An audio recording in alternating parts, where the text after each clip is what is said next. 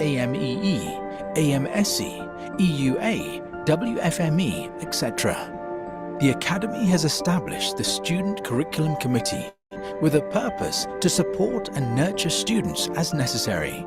The Academy offers students a variety of exchange programs at European universities, in conjunction with relevant clinical rotations, clerkships at various hospitals around the world.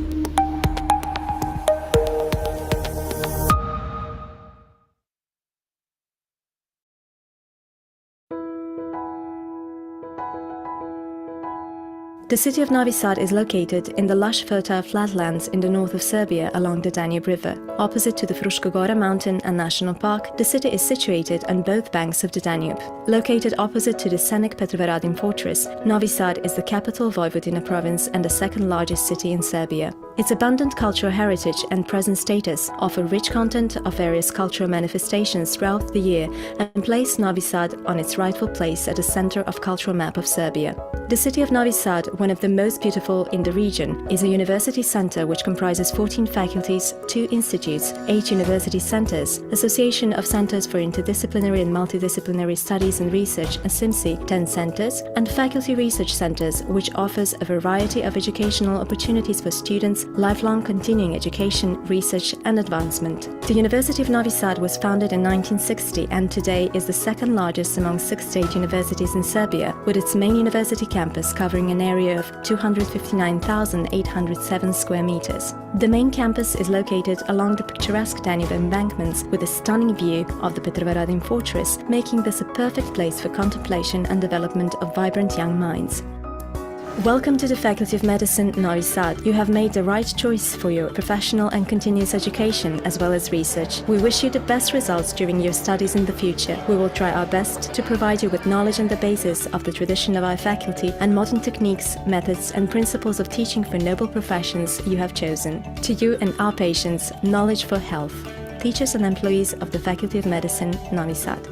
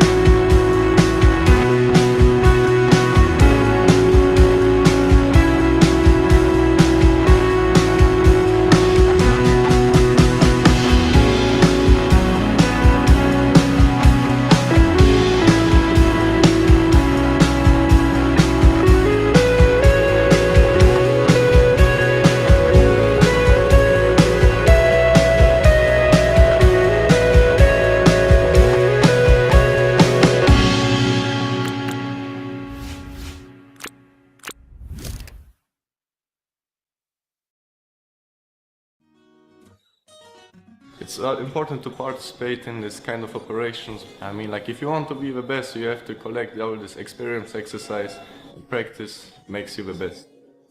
It's a very good place to practice because in school you learn a lot of theory, and in the simulation center you will learn how to connect the theory with practice. Well, it's very efficient and very valuable to us as medical students and future doctors because we get to practice what we in fact have to work with, and it's a completely different thing to learn things in theory and to do it in practice. And here we get to do that, so we're very grateful for the simulation center and for our very experienced and talented teachers as well. Well, if someone would have told me that in second year student I will be participating in a congress, an international one, even if it's a student one, presenting my own, or our own project about cytomegalovirus, I will have said that that's science fiction. I don't say it's only the scientific work that is actually really nice in Bialystok. It's as well like the small community that we're living in and the English division that we can actually really appreciate, that we have different sports clubs, activities done, for example, in anatomy where we can do outside school. My plans are to go and work in Sweden for a year, and later on I'll continue doing my residency in the UK. And I would like to do neonatology, so I'm going to pursue my dream of becoming a neonatologist. It's also very cool that this university is in a palace, a very historical place. The entire medical campus is placed very closely to each other, so it's very simple to just get around by bike.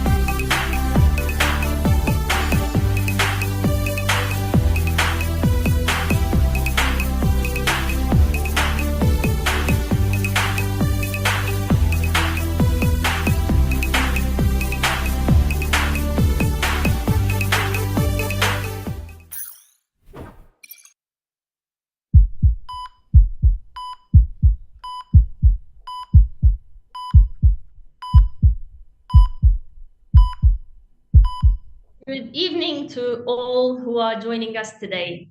Before we dive into the exciting content that we've prepared for you for the January webinar, we are so excited to welcome everyone here tonight.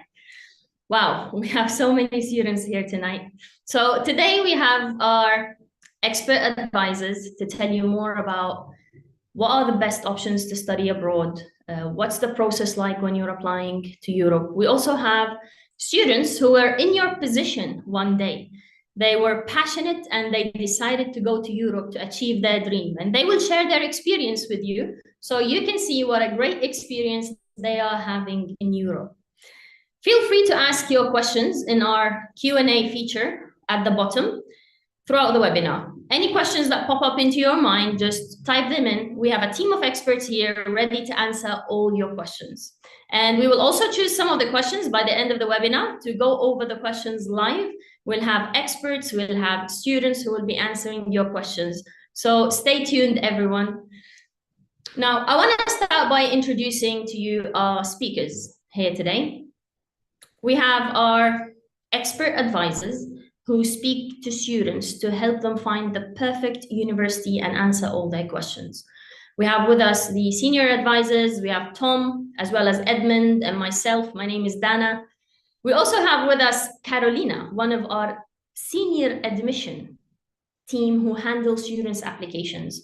They make sure that all your files put together, perfectly done, all the documents prepared, and they also guide you with preparing the documents. We also have with us a group of students, as I mentioned, they were in your position before, and now they are studying in Europe. They're here to share their experience with you. We also have a QR code where you can scan the QR code and download the presentation.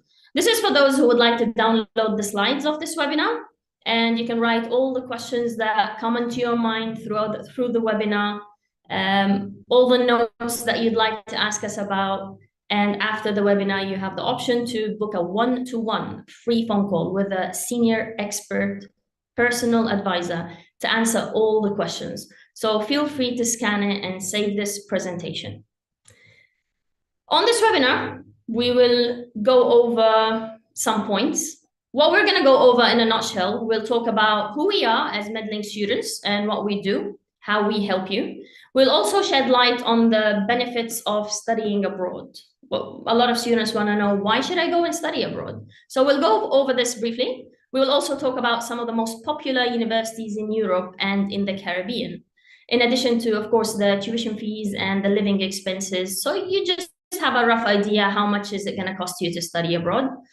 We will also go over how we will help you through the process, from choosing the university to gathering the documents, getting you accepted, and all the way until you graduate and become a doctor. And finally, we will be going over the Q&A session where we will have some questions from students, from you guys. So feel free to type in as many questions as you want, and we'll go over them to answer them. So let's get started. We're going to get started by talking about who we are as Medlink students. I'd like to introduce my colleague, Edmund. Thank you, Dana. Hello, everyone. Thank you for being with us tonight. It's always a pleasure having you guys join us. For those of you who are new, welcome. You're in for a treat. Now, our story is quite the journey. Our brave doctors and dentists were once students like you, not knowing what to do. They faced the same challenges in trying to secure spots in medical and dental schools in their home countries, especially the UK. Now, after having the right grades, they encountered so many rejections and decided to explore outside the UK.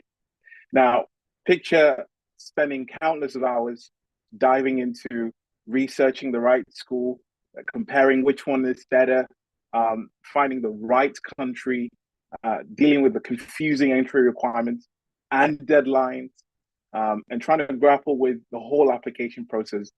Now, these struggles are really what formed Medlink students. And you see, we've been through it all, trying to figure out the application, preparing for entrance tests, interviews, going abroad. Stepping into a new country can be quite daunting. And so we've understood that this process, we have understood that it's quite overwhelming. And that's why we're here to help you. We're ready to assist you in every twist and turn. Now, I'll introduce you to some of our team here, which is made up of doctors and dentists who've walked the same path as you're looking at doing. And there's me, your fellow student advisor.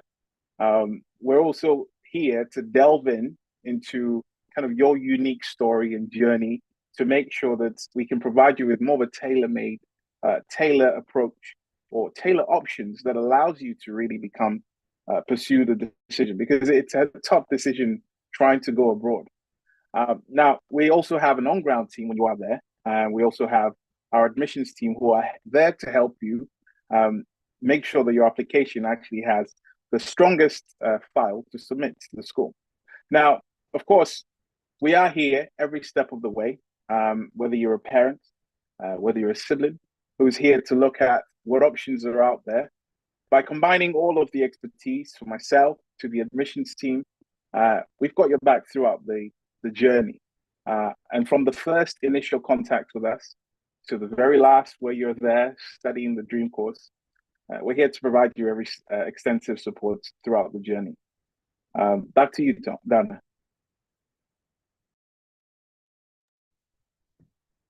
Thank you, Edmund. So that's a brief idea of how we help you and who we are as Medlink students. And now we're gonna talk about a very interesting point, which is the benefits of studying abroad. I'll introduce my colleague Tom to tell us more about this. Thank you, Dana.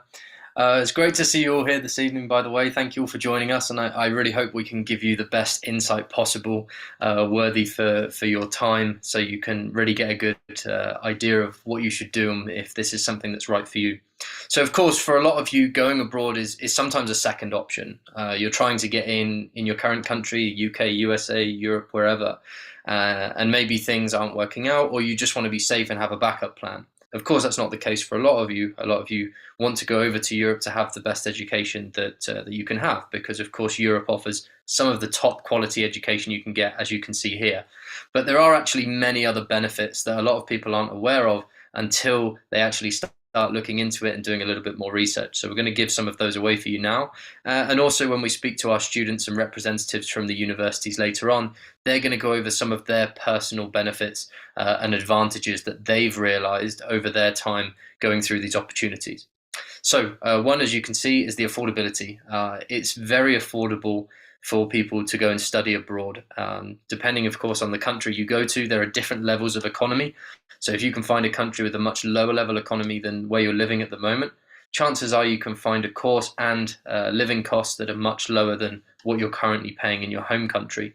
And of course, these environments nowadays, there are huge international student communities in these countries for you to look into.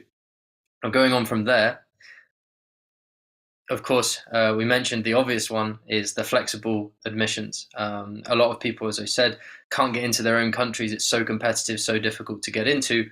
So one of the benefits of going to study medicine or dentistry abroad is that the admissions can be a little bit more flexible, especially if you're coming from a country where your high school is very difficult and very complex.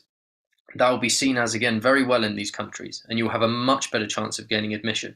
Again, using the help of an organization like ourselves at Medlink Students, of course, will boost that even further.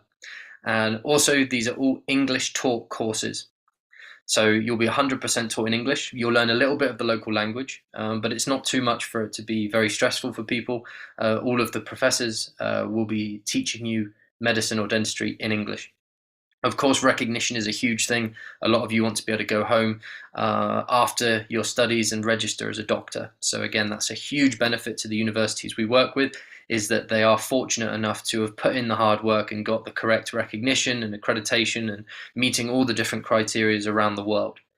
So again, a huge benefit that allows you to return home and practice. Now, recognition is one thing. Another thing you have to consider is the actual clinical skills training that you get in these places. And a lot of the European and Caribbean programs have such vast clinical expertise that when you come back to practice, you'll find that you may even be more clinically experienced in some areas than the local doctors that have trained. I know that for a fact in the UK. I've actually interviewed a few doctors last year from the Caribbean who said when they went back and started in the UK, the clinical part was actually very straightforward for them because they'd gone over so much more clinical experience beforehand. Variety as well. When we talk about variety, it's more in terms of the different universities that you can apply to. So there are so many different universities you can apply to, and we can even discuss applying to multiple universities to further increase your chances of gaining a successful admission. And then, of course, modern facilities. A lot of people worry when they're going to a different country, or maybe the facilities won't be the same. And yeah, maybe if you'd gone to study 40, 50, 60 years ago, you would have seen quite a difference. But nowadays, all of these universities are very fortunate to have cutting-edge technology and modern facilities and share a very similar standard of education throughout Europe and the Caribbean schools that we work with. All right. Thank you, Dana. Thank you, Tom. I mean, that's amazing. That's a very good way to put it together as a summary of what are the best points about going abroad. But of course, there's a lot of more benefits when you're going to study in Europe, and we'll be learning more about these later on from the students who are over there studying at the moment. Next up, we want to talk a bit about the situation in the UK and go over some statistics. Not that we don't look at other countries. We have noticed that this is the case in Western Europe. So we're going to give the UK as an example, so you can have an idea of why studying abroad is becoming such a popular thing. And I'll bring Edmund in here.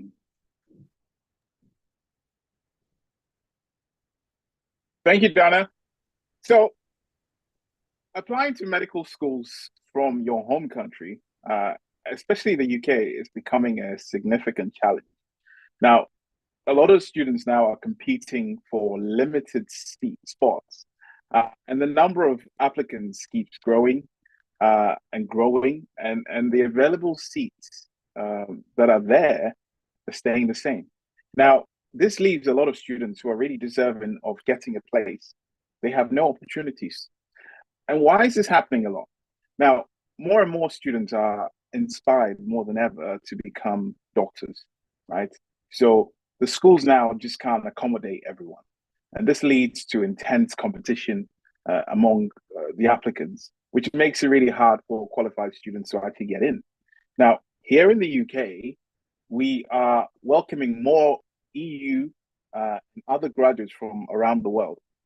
And right now, the National Health Service that we have, there's a big issue. And they need an estimated 50,000 more doctors. This is huge, and that's worse than any other European countries. Now, in order for them to fix this, what they then do is go out and hire in, which means that looking for doctors who have basically gone studied in other countries, whether in their home countries or other places, to come here and contribute to the healthcare system. Now, we understand that a lot of the students that I talk to, my colleagues talk to, they get concerned about, can I use the degree? What is it going to be when I come back? Will I be able to get a job? We don't need to worry about this, because when you do come back, you're able to use the degree to be recognized and work with the national health doctors who are here. Now, similar challenges still exist in other countries. I talk to students from European countries and Australia, and they have the same issue. So it's now common for students to really go abroad and then come home to contribute to the healthcare system. And the UK is no exception. In fact, the recent data really tells us a compelling story.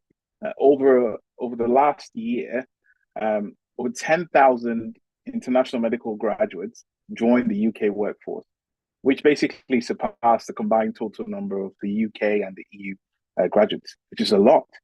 Now, that's really a total, more than a total number of doctors who've actually graduated from the UK and the EU combined. So it really tells you how much the UK really needs doctors, and they're really happy to hire from other places. So as you can see, these numbers on the slides, as you've been seeing, there is a serious lack of doctors in the UK.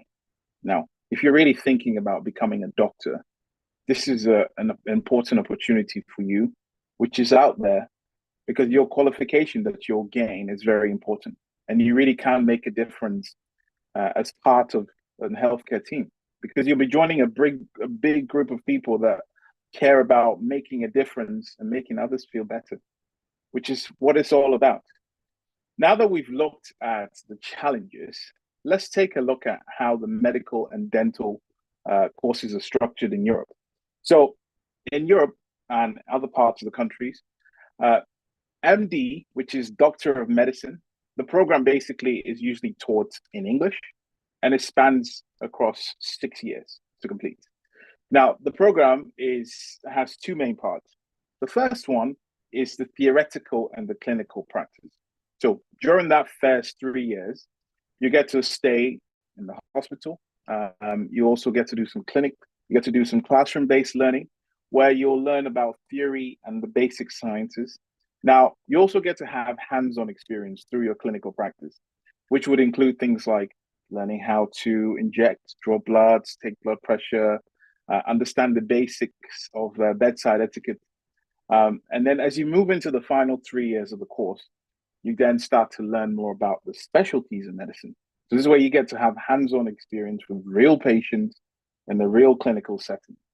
And then you'll be working alongside experienced doctors who will be guiding you through everything, and then help you gain the experience that you need in becoming a healthcare professional.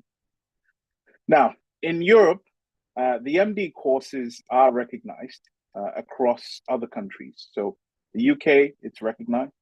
It's also recognized in the US, Australia, Canada, many other countries as well. Now, unlike the MD, just like that, similar to that, there is the dental schools. Now, the Doctor of Dental Medicine, which is DMD, and then DDS, which is Doctor of Dental Surgery, it follows the same structure. And it takes around 5 to 6 years to complete. Now, the first half of the course focuses on the theoretical studies, where you build a strong foundation in dental knowledge, through to the skills, which you build in the clinical setting, where you'll get to do fundamental training, do some hands-on experience. And then the final part of the course, which basically focuses on you having the hands-on clinical practice, where you get to work with real patients, where you get to apply your knowledge in the early years. And then you get to really refine and learn your skills under the guidance of experienced dental professionals. Now, the degree is also recognized in many countries, like the UK, Australia, and of course, every country is subject to what their registration process will be. Now, for the students who have finished your high school, your A-levels, that are looking to get into more of a graduate entry medical program, we also have your back. There are graduate entry programs that we can also assist you with. Now, these are 4-year programs. So it's usually the 6 years condensed into a 4-year program, where you have the first 2 years are the preclinical years, and then the final 2 years are your clinical setting years. That's where you get to do all your clinical rotations across all the disciplines. Now, for those students looking to do dentistry, this is a slightly different program. Now, this is more of a transfer of credits, where the university takes a look at your bachelor's degree and reduces the time that you can spend at the school. So you could end up doing up to 4 years, depending on the degree. Now, of course, this is also subject to eligibility. So we can take a look at what you have and advise you on the options that would be available for you. Now, to tell you a bit more about the transfer services that we have, tuition fees, which we get asked a lot about, and the differences between the countries, and also the living costs, I'd like to introduce back my colleague, Tom, who will tell you a bit more about that. Tom? Thanks, Edmund. Yeah, so I'm sure a lot of you listening tonight haven't experienced the opportunity of going to study abroad before, but for many of you listening, I understand that you will be looking to transfer universities. So perhaps you've joined a medical school and it's not quite the right fit for you, and you're looking to transfer. Well, we have specialized in medical school university transfers for many years now. We have a number of fantastic schools that we work with that are super supportive for transfer students, and they will help you to have that second chance. If that's something you need, or you need an environment that's better for you and better suited to you, we can definitely look at this. Many universities across Europe and in the Caribbean where we work offer amazing transfer opportunities. So we will have to look at your credits. It's a very complicated procedure. We have experts in our admissions teams that deal solely with these transfers to ensure that everything is covered. We work very closely with the universities to make sure they have a good understanding of what you've done and what you still need to do, and what year and semester will be the most relevant to you.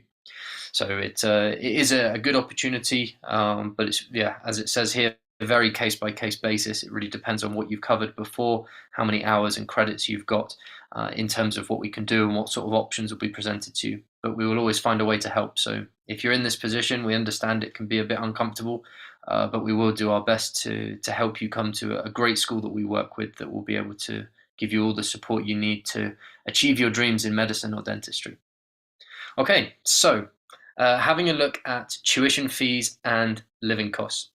We've got a little chart here showing some of the popular countries that we work with. Two things to note here is opportunity and variety. Variety, because you can see the costs here, there is a huge difference. You look at somewhere like Georgia, around £3,000, all the way up to somewhere like Germany, where you're looking at just over £20,000 a year for tuition. Now, these are all international fees. So all of these are the top fees that you can be paying. Apart from the Caribbean, you can see there for around £7,000. That is with an exclusive Medlink Students scholarship opportunities that we have there. But with the rest of them, these are the top fees. So you might be wondering, is somewhere like Georgia going to be worse because the fees are less? Absolutely not. The only difference here that you will be paying for is the geographical difference. So, for example, somewhere like Germany is a very high-level economy country. For those of you listening from the UK, very similar cost of living, and therefore the tuition fees are also going to be similar because they have to pay a lot of money as an international student going there for things like the professors and their salaries and the bills and everything else that needs to be covered with the university. Whereas somewhere like Georgia, they can still give you that high quality, they still have all the latest kit and all the latest facilities and teaching methods for a much lower price. And that's typically why you'll hear a lot of people go for these countries, because they're very affordable, but they also give extremely good results, just the same as what you could expect from getting in much more expensive countries. But feel free to book in a call with us, either during or after this presentation, and we'll be happy to run through and sort of look at the costs that work for you and break it all down and discuss it. Okay, back to you, Dana. That's an amazing description of the fees. I mean, as you can all see, the fees range. So whatever your budget is, your expert advisor can always get on a call with you and help you find the university suitable for you based on the budget you have. Moving on from here, we're going to go over the admission process. So we're going to talk about how it works and what are the requirements and how we as Medlink students would be helping you through the process. We have a huge team of experts in our admission department, but today specifically we have with us Carolina, who's a senior expert admission advisor who will tell us more about it. We can see her smiling. Carolina? Yes, thank you. Hello, everybody. I hope you're all ready and eager to kickstart your incredible academic journey with us. I am Carolina, a proud member of the Medlink Students admissions team, and I can't wait to share with you the fantastic adventures that await you at the medical universities that we offer.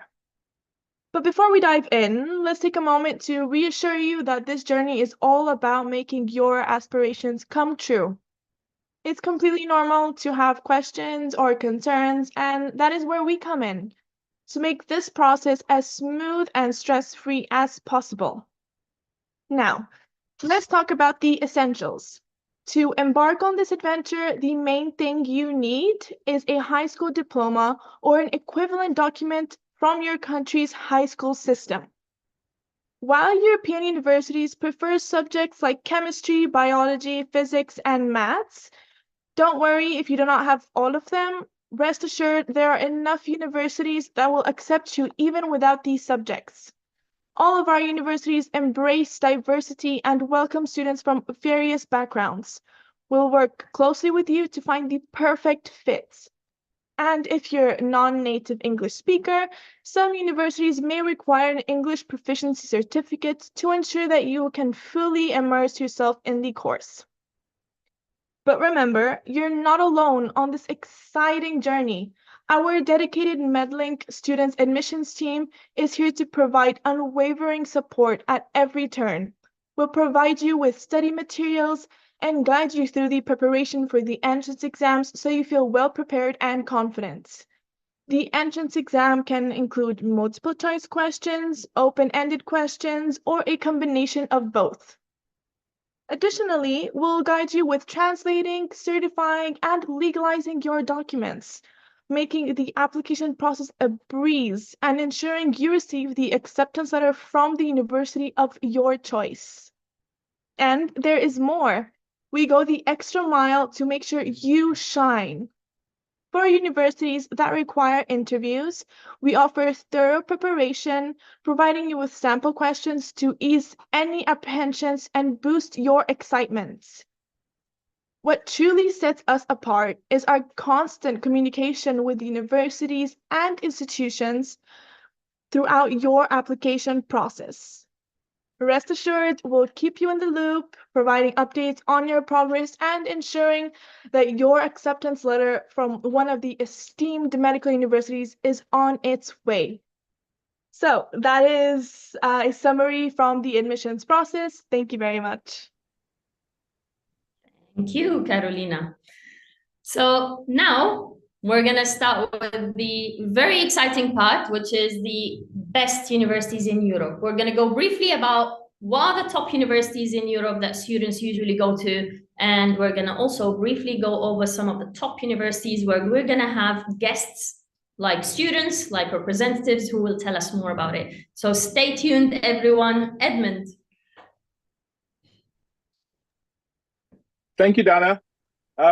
So let's really discuss why Europe has become an excellent choice for a lot of our students.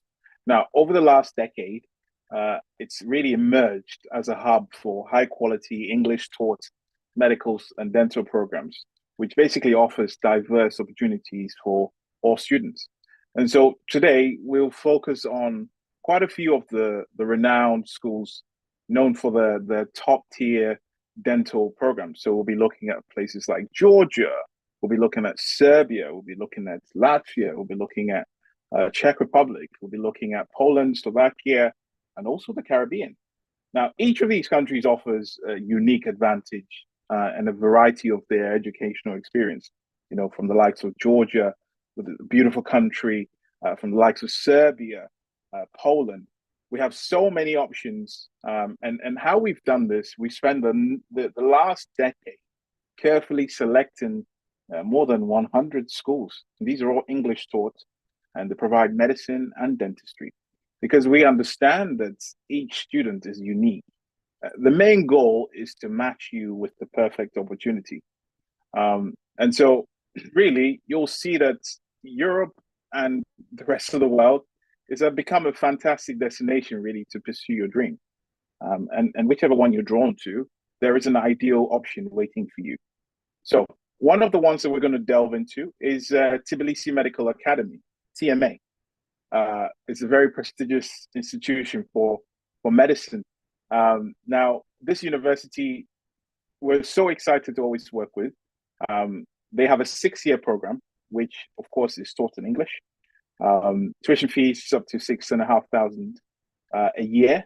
Now, the exciting thing about the school is the intakes. They have 2 intakes a year. So you get to either start in October, which tends to be a popular option. And then for the students that finish their high school, for example, in Australia, early November, December, they're able to join the March intake, which makes it enjoyable, so they don't have to wait a whole year. And of course, the tuition fees, the living costs are quite affordable. Now, I would love to tell you so many great things about the school, but to really tell you more about the school, their experiences, and how things have been for them, I'd like to invite one of the students who's there in his clinical years, Abdul Ramal, to share with you his experience at the school. Abdul? Hello, Edmund. How are you? Good evening, all. Yeah, very well. Very well, thank you. How are things? Could you tell us a bit more about your journey so far from being a first-year medical student to now? Okay, so my journey was very interesting. So initially, I did join a university in Ukraine, but then thankfully with Medlink, I was able to transfer due to the war situation. So I managed to transfer to Tbilisi Medical Academy, and so what I've done my research, and with the help of Medlink, I've noticed that TMA was well established and it's an American-based university for over 30 years. And that gave me a lot of comfort, knowing that it was established And also from the students that I have spoken to and the students in my class themselves, the clinicals and also the preclinicals are surrounded around the USMLE. And the amazing thing about this is actually from our syllabus is always reviewed all the time. Number one, TMA is very close to the metro. So in terms of transportation, it's very, very easy. In terms of the metro and transportation, if you join the Bank of Georgia, you'll get only 6 pence, so 0.06 pounds for a transportation. So you just tap your card. So it's very, very cheap in terms of transportation. As you know, as Edmund said, that I am in my clinical years. So I am majority of the times in the hospitals, and whenever I take my exams, it will be at the universities, and very few lectures will be at the university itself, campus. In the university, I was able to expand my clinical knowledge because we have a whole floor dedicated just for clinical things, clinical studies. Now, in the clinical studies, there's a head of clinics, and he was amazing. So he was always able to advise me how to improve on certain techniques, so on and so forth. We have another laboratories. We have microbiology, we have histology there, which is very, very essential in terms of preclinical years. Following that, we have societies. So we actually are human beings. We do deserve a bit of a break. So from these societies, we have sports, and there's many more that are going to be created. But I mainly play football on a weekly basis, which is amazing. So that was the important part. One important thing to mention, a lot of the doctors that do teach me in TMA, they are graduates from the universities, or if they weren't graduates from the universities, a lot of them have sat the USMLE. So they have experienced themselves with the outer world, so in the US and also UK. So that's the amazing part. Ah, fantastic. So it seems like you had a great kind of you've had an interest, I'd say an exciting journey to get to this position. Yes. How have you found the clinical years in terms of, you know, on the day-to-day, what do you kind of get up to? If you're doing, for example, surgery, what does that look like? And how is the patient contact? Funny enough, Edmund, I've actually in my surgery rotation at the moment, and I've just finished my internal disease. So normally in the first lecture, we generally get introduced to the subject. So they pretty much start not fully from the beginning because they have given us plenty of support during the times we have had in our preclinical years. So they tell us, look, this is a quick refresh of what to know. For example, in surgery, this refresh your anatomy and remind you of some medications and pharmacology, so on and so forth. Then they introduce you to the patients. Not all of the patients speak English. Majority of them do not speak English, but the doctors translate. They help you with that. We do medical examinations, auscultations, whatever it's got to do, the doctor's always at hand. They understand we're students. They have been in our situation, so it's never been an issue for me to speak or like express anything that needs to be clarified. So that's amazing. Yeah. So, yeah, it's amazing you say that because when I talk to students, one of the things that they're worried about is, oh, if the patient can't speak English, then what do I do? Do I just stand there? Is it going to be translation? And thank you for sharing that with us. Since being in Georgia, you know, it can't have been all just great. What kind of challenges did you face yourself, and how did you overcome those challenges? Okay, so it's normal to overcome challenges. So number one, you're away from home and you've become an adult. You're stepping out of your boundaries. It's time for you to like explore the world and actually get your educations. Now, number one is going away from home. So that was very, very sad moment, but it's a happy moment because you're opening up your whole life of opportunities. Number two, you're going to be so first of all, that one was overcome by I've just arrived at the airport. I don't know where I'm going. So Medlink have arranged for me someone to pick me up from the airport to take me straight to the hotel where I booked it. So I wasn't very, very worried about that. As long as my safety was fine, I was fine. And they reassured that for me. That was amazing. So that was the airport pickup, yes. And generally, it was fine. I was happy with that. Fantastic, thank you. A lot of our students, just like you, very, very family orientated, and so moving abroad is never easy. What was it like for you initially, thinking about going abroad, contemplating, and then what was that kind of moment that made you decide to contact Medlink Students in terms of helping you go find the options?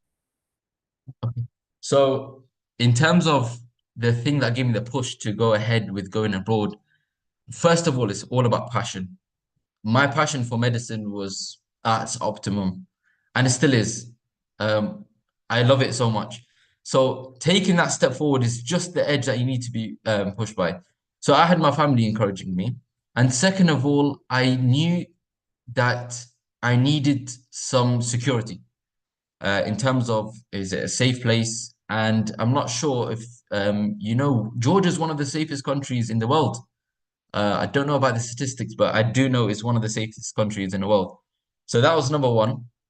And to contact Medlink, I was clueless. I didn't know where to go, which university to join. I knew my budget. I told them, look, this is black and white. I've got this much that I'm able to spend on tuition fees. Where can I go? They narrowed it down a lot. And then from there, I was able to decide Georgia. So I was happy with that. It was very easy because I dropped a message and then I was able to schedule a call, and literally every question I was able to that I had was answered loud and clear. So I was happy with that.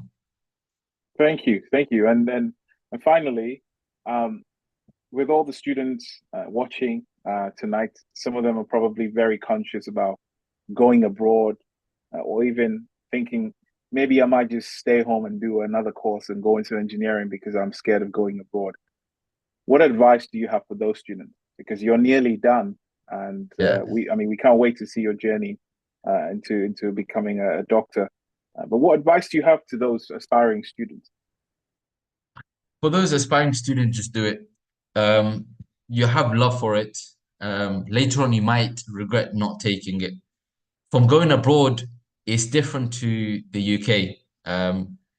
The one thing I could say is that you're not only exploring a different country, you're also exploring different cultures, different languages, different friends from all over the world. I have friends from all over the world, America. In fact, I went holidays with them, with one of my American friends. I went, I know a few Australians, a lot of Nigerians, a lot of people from all over the world. And having that, there was actually one person that told me a very amazing quote. It's about not about who you it's not about what you know, it's about who you know. So knowing people will expand your networking, if that makes sense. So if one time in your career, in a medical career, you want to go somewhere else in the world and practice there, you might have a friend there. So that's amazing. But I do want to mention something important, actually. As a Muslim, I do want to express that here there is a big community of Muslims and also different sort of religions. But as a Muslim, we are able to go. There's plenty of mosques within the country, within Tbilisi itself. So they're all relatively close to either a bus station or a metro. So that was very reassuring. I'm very happy with that. In terms of the administration of the Tbilisi Medical Academy, They're student orientated, and some of the administrators were students themselves. So they know how it is to be in our position. If I was in a stressful situation, they were always able to calm down the situation, able to guide us to the right path, see what's the best options for us. If I'm struggling with one of my topics, what do I do? Do I go, do I do this or the other ones? So yeah, it's amazing. I really, really enjoy it. Oh, fantastic! And it sounds like you really kind of settled yourself in well. From having to move from Ukraine to a different country and settle in. Thank you so much for this. We really appreciate you spending your time with us. My I pleasure. know you'll be sticking around for the Q&A later, but yeah, fantastic. Thank you so much. All right, thank you very much, Edwin. All right, so let's stay in Georgia and talk about European University in Tbilisi, EUT for short. Now, this is in Tbilisi, in the capital, vibrant city. And yes, Georgia is one of the safest countries and the most peaceful in the world. They have medicine and they have dentistry. Both courses are taught in English. Medicine is 6 years, and dentistry is 5 years, where you graduate as a DMD, and then it's MD for medicine. Now, tuition fees very affordable there. And as Tom said, this doesn't mean that the quality is compromised. They have state-of-the-art facilities. And to tell you really more about the university, I'd like to invite the head of the program, the medical program, Tinatin, to expand a bit more about European University and really why you should study there. Tinatin? Thank you, Edmund. Good evening, everyone. I am Tinatin Gognadze. I'm the head of the medical doctor program in European University. And today it's a great honor for me to be here and represent European University. Very briefly, I will start from the university history. University was established in 2013, and from 2014, we are providing the medical and dentistry program.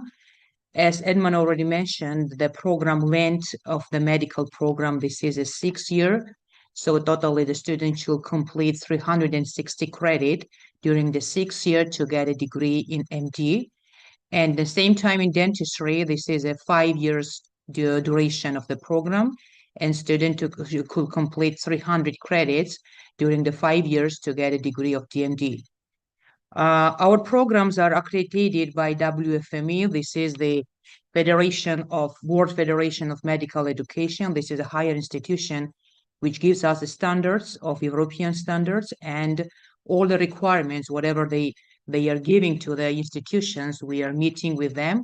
That's why we are having their accreditation. So that means that our graduates are fully qualified to work in all over the world according to every country's requirement. Before I go to the campus and libraries and facilities, I want to give you the brief information about the programs. Our program, medical and dentistry program, is dividing into two parts. The first part, this is orientated by the basic science, which is totally conducting in a university facilities, in university campuses. And a second part, which is starting from the 3rd year, fully is conducting in hospitals. European University, the big benefit of our university is that we are having our own clinics, which is for the medical program. This is a joint clinic, which is one of the biggest clinic in the Tbilisi and in Georgia. And also the latest news, which is we open our university dentistry clinic, which is called EUDenti. And this is also giving the very good facilities and opportunities of the students to get from the beginning during the whole program length on the clinical experience and clinical skill practices. The first, which is most important for the student, as several times already mentioned today, this is admission of the program. Of course, our admission of our programs, even DMD and medical program, it's very flexible. So the student needs only the school certificate, and because of our program admission is the main and mandatory is the English language, because both of the programs is providing in English. we are getting the students and enrolling students in the programs by B1 level of the English. And also during the program, the students should get to the B2 level of the program. And of course, according to the program, we are providing such kind of courses for the students who is enrolling by B1. But of course, this is not restricting the student who has B2. And of course, we are happy to have such kind of students, and mostly for the UK student, because of UK student does not need any kind of language tests and quizzes and so on. The main campuses, whatever you see here in the pictures, we have 3 different campuses of European universities and from 3 different locations. From these 3, the 2 is totally for the medical and dentistry student, which is fully equipped by the modern technologies which needs for the theoretical and practical part. Of course, in both different campuses, we have a simulative center, which is very important for the medical students to become and to improve their skills first, and then prove and to become a qualified doctor. Even in the medical program and even in the dentistry program, we are having our simulative centers.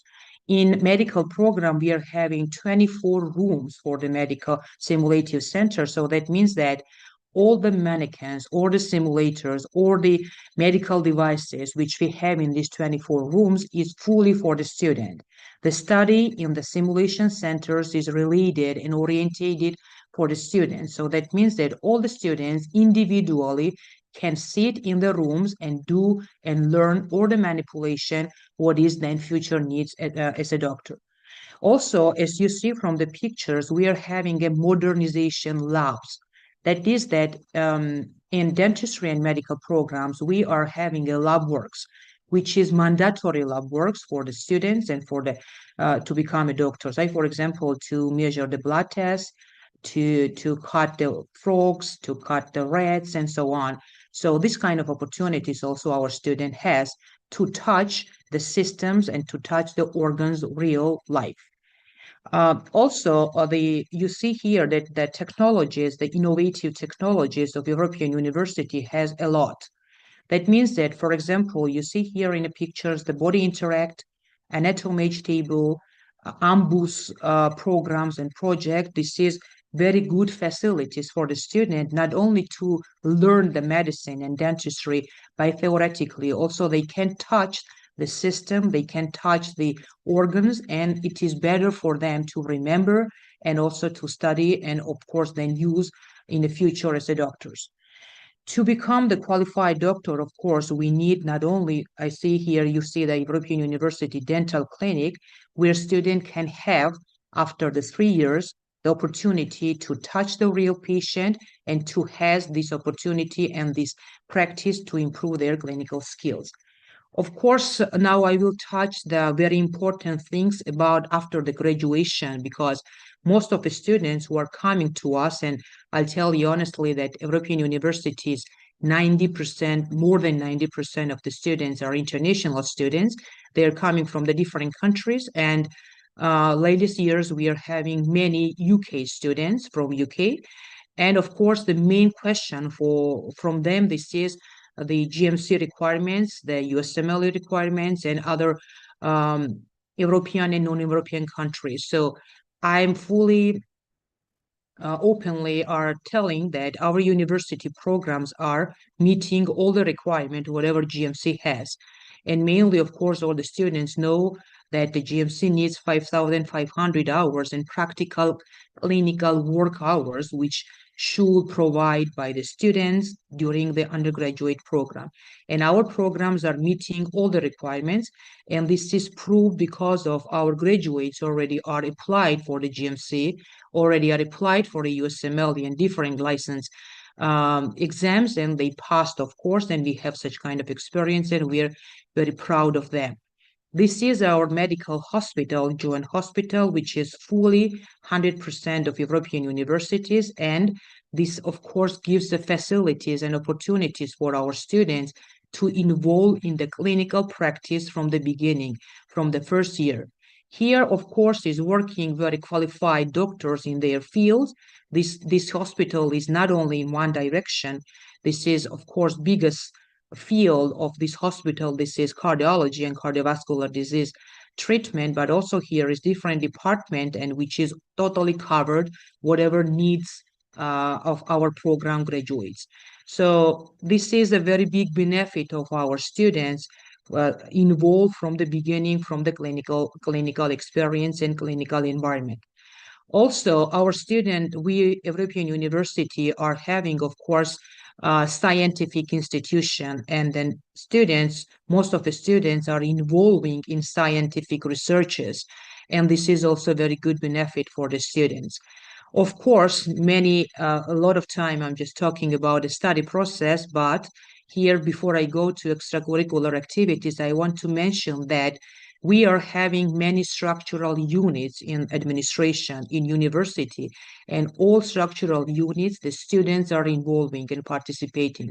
So that means that student voice in a university plays a big role and big percentage. So we are not making any decision without a student voice. So of course, we are very openly with the students, and student can come and give us a feedback. Even if they want to change anything in the study process or in curriculum, of course, we are very open, and we can do, and we are doing such kind of things, of course, with them.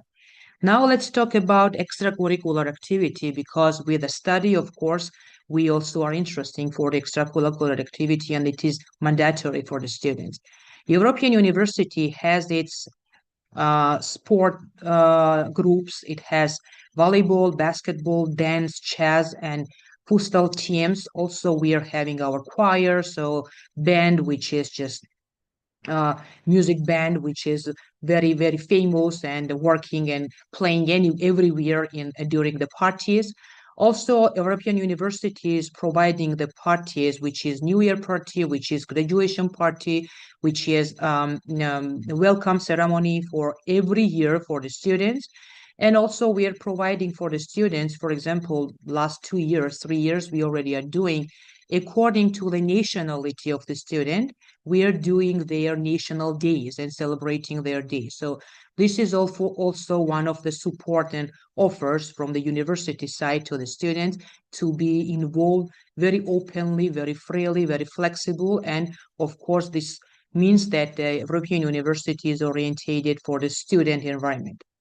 Now, finally, to summarize why we have to choose European University, first, I will tell you that this is a student, every student with a medical, same time in a dentistry program, has ability and opportunity to involve from the first year, from the first semester in clinical environment. In the first 3 semesters, this is providing in the simulative center, in the university campus, and the last 2 and 3 years, 3 years in medical program and 2 years in the dentistry program. Fully, this is providing in our own clinics. Except of our own clinic, European University has collaboration with different clinics in Tbilisi. More than 70 clinics that we have a memorandum with them. And also, I want to tell you that European University has many exchange programs, which is very good facility for the students. And every year, every semester, we are offering students different competitions with the different requirements of that, and the students are involving and participating in the Erasmus program, in the Horizon program. Also, we are providing the students international conference where they are going as speakers, they are providing and making the researches, and then by their researches, they are going as presenters, and they are going as speakers. So this is also giving a good experience and good flexibility for the students to go abroad and see another university study process, and of course gain the experience. Next, which is the qualified academic and invited Georgian and foreign professors. Here I want to mention that program providers, which are the academic and invited staff in European University, is not only Georgian professors. We have, as I already mentioned, collaboration with different foreign universities, and from them we have professors which twice in a year are coming to our university and providing lectures and practical works for the students. As I already mentioned, we have a modern simulation center, we have a modern laboratories, and also I have to give the information about our libraries.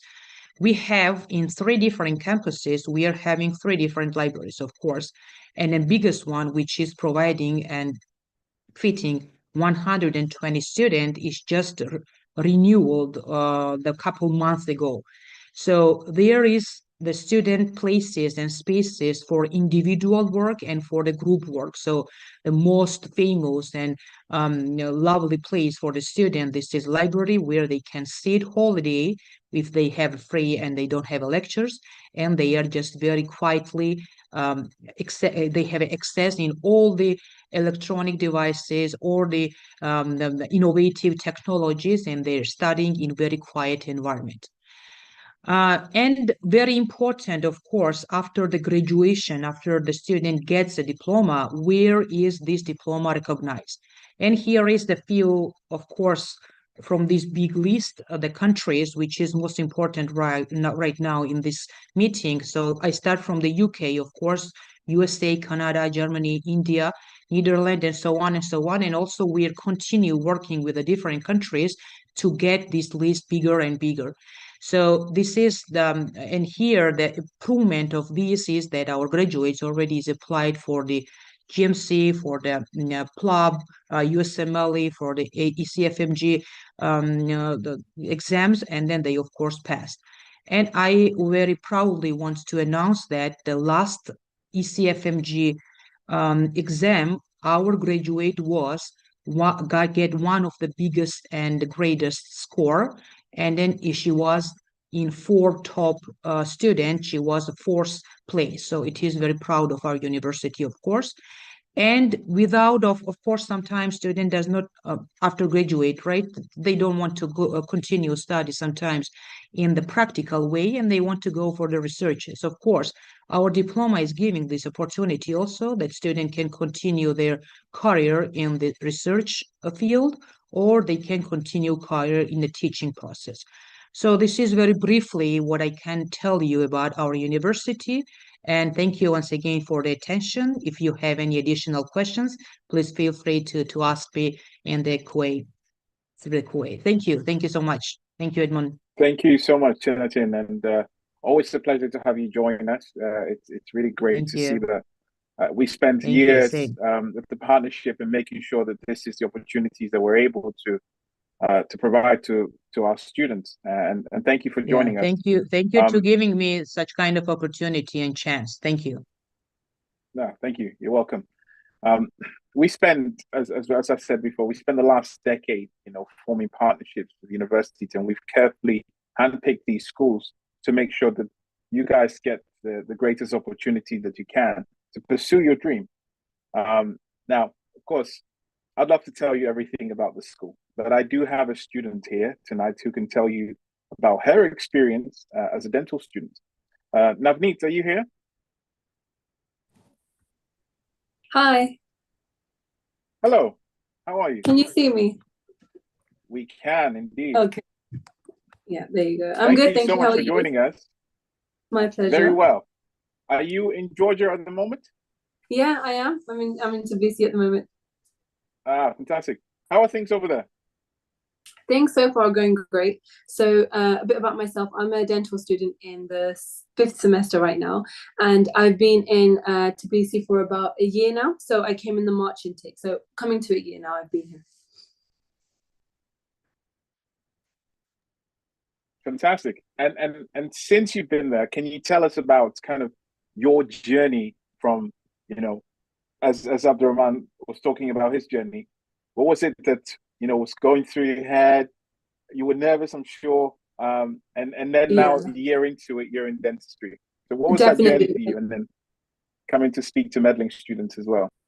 Yeah, definitely. No, when I first came here, I was a bit lost. I was like, oh, are there going to be other UK students here? Am I going to find life easy here? Because it's very different, because I'm from the UK, coming from London all the way to Georgia. It was a big change.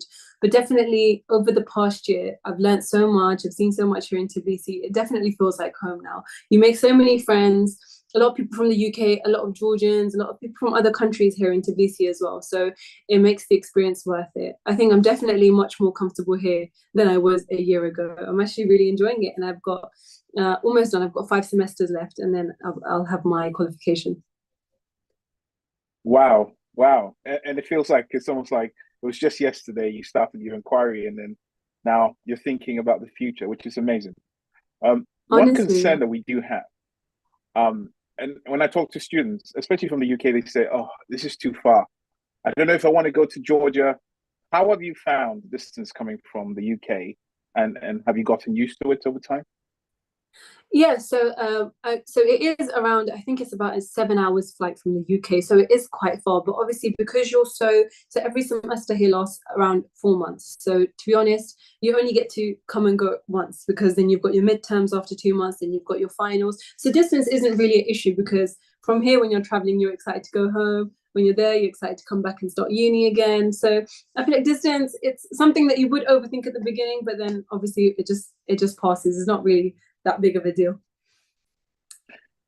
Exactly. And I know something I always say, that the happiest students, and this is something I've noticed, the happiest students always barely come home, which it sounds like you're having fun there. Literally, I have a few friends here that they don't go home during the finals, and they're like, yeah, we're just going to stay here in Tbilisi. But even if you do want to go home, it's so exciting that 7 hours feels like nothing. Yeah, yeah. Now, of course, it can't just be all roses every day. What sort of challenges have you also experienced, for example, coming into Georgia, and then what did you do to kind of try and overcome those? Yeah, so I think one of the main issues that I had here was definitely the language, because there's such a language barrier. Everyone speaks Georgian, so it's not a very common language in the UK. It's not something that you get taught as part of your GCSEs or your A levels. It's more one thing that did help was you get taught Georgian here as part of your semesters. So as a dental student, you have to do Georgian for around 4 semesters. So that was really useful, because now you can kind of have that basic communication with people in the shops and people that you see on the streets. So it was an issue at the beginning, but not anymore. I think definitely language was one of the biggest issues initially. Safety wise, I was a bit worried, thinking, is Tbilisi going to be a safe country? But like Abdurrahman said, Tbilisi is one of the safest. It's really safe. You'll see people walking here at midnight, walking around 3 in the morning. It's a really nice country. Fantastic. And as a first year student, how has your practical and theoretical side been? Yeah, so I'm semester 5, so I haven't started my rotations just yet, but I know a few friends of mine in semester 7 and semester 8 who think that the rotations are going really, really well. European University has actually just had a new dental clinic put in place as well. It's very professional, very comfortable, so they're having a good experience in there as well. But as part of the theoretical stuff, you have a ton of different modules that you do every semester. They really help you choose your timetable. The university, you get a lot of help from the different professors as well. And if you have any timetable issues or any modules you want to move around, like the people at European University are always happy to help you. I've never had any sort of issues with the theoretical part of things. So it's been good so far. Amazing. And something we hear a lot is the study manager. How useful do you find this, the study manager? I think the study manager here in European University is one of the best things, because it's kind of, you have someone to go and speak to about any sort of issue. It's literally not just about university. It's about like your rotations. It's about your communication with the professors. If you have any sort of like medical excuse, if you have any issues, your study manager is always there to help you. They're always available. They're in the university campus itself, so you can literally go and see them. You can email them. They're always accessible. So I think study managers are so useful. I'm very close to my study manager, so I know they can be great fun. Oh, fantastic. Thank you. And of course, lastly, I know that there are dental students that I talk to. Some of them are actually watching tonight, and it's always great to see another student who's already in the course. What advice do you have for those students? Some people are thinking, oh, I might just go do a dental oral hygiene course and just maybe stay in the UK because it's safer and it's more convenient. What advice do you have to those aspiring students who are watching today? So when it came to me personally making my decision, I was a bit iffy. I was thinking, should I take a gap year? Should I wait in the UK? I don't really want to go abroad, but I would recommend from my experience, take the opportunity, because it's definitely worth it. Medlink help you with everything from your application all the way from getting like accepted to the university to coming out of the university. It's such a smooth process, and there's people here that have actually graduated from European university as from medical degrees and dental degrees and gone back to the UK and practice there. So it's definitely worth it. There are like you've said, Edmund, there's people in this group on this call probably thinking that, shall we just cut it down, do an oral hygiene course? Obviously, at the end of the day, whatever profession you want to follow, you should definitely aspire to do so. But if you've always had dentistry being your number one option, then I feel like definitely joining Medlink and going abroad is a very good option. Fantastic. We are so excited to see, the journey, how it unfolds for you, and on the graduation day and coming home. It's always exciting to see this as well. But thank you so much for joining us. I know you probably stayed back for the Q&A. And yeah, I appreciate the time you spent with us. Thank you. My pleasure. Thank you so much. Yeah. So let's move on to the next exciting country, Serbia. I want to invite my colleague. Actually, it's still me. This is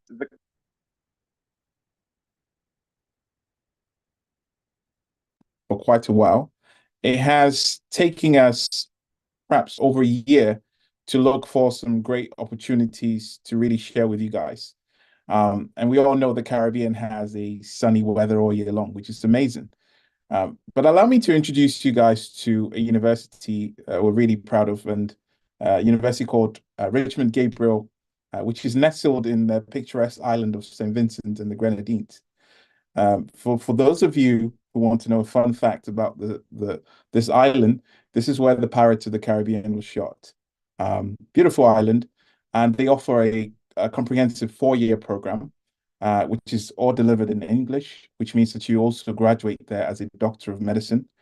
Now, for those of you who have an A-level level standard that want to join the program, they also have a fantastic opportunity for you.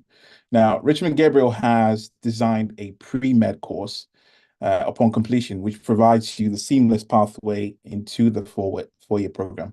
This is something that we could discuss with you if you are looking at studying in the Caribbean. Now, what's more is that you don't actually need to stress about preparing for things like UCAT, MCAT, GAMSAT, BMAT. Now, instead, we guide you through a video interview, which will prepare you to make sure that you are ready for it. Now, one of the brilliant things about the school is the intakes. They have 3 intakes a year. And the intake starts from September, January, and also May, which really makes it convenient for you to embark on the medical journey whenever you're ready. And tonight, we actually invited one of the students to share their experiences with us. So we've invited Pauline to talk about her experience and how things are over there. Pauline?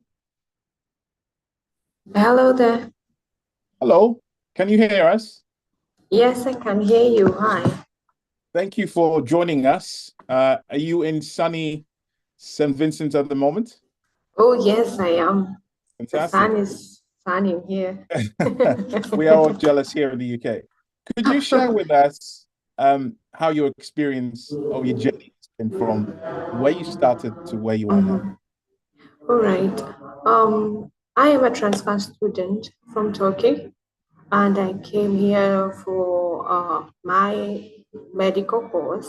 I got admitted during the September intake, though I had issues with my visa due to transit and stuff like that. So I had a bit of challenge, but eventually I arrived at the campus and I started my medical journey. The best thing that I found here is that the school allows you to have a sit-in in class for you to learn and actually know how the lectures go on, how the teachers interact with the students during the class. And so eventually I made this place my home. So I'm still currently in MD1 officially, finally, and the experience has been really good. I'm loving it, I must say. Fantastic. And just like everyone, all the other students, they had a journey of deciding to then go abroad. What was it for you that made you kind of start looking outside of your home country and then, coming to us and then getting to the school, of course?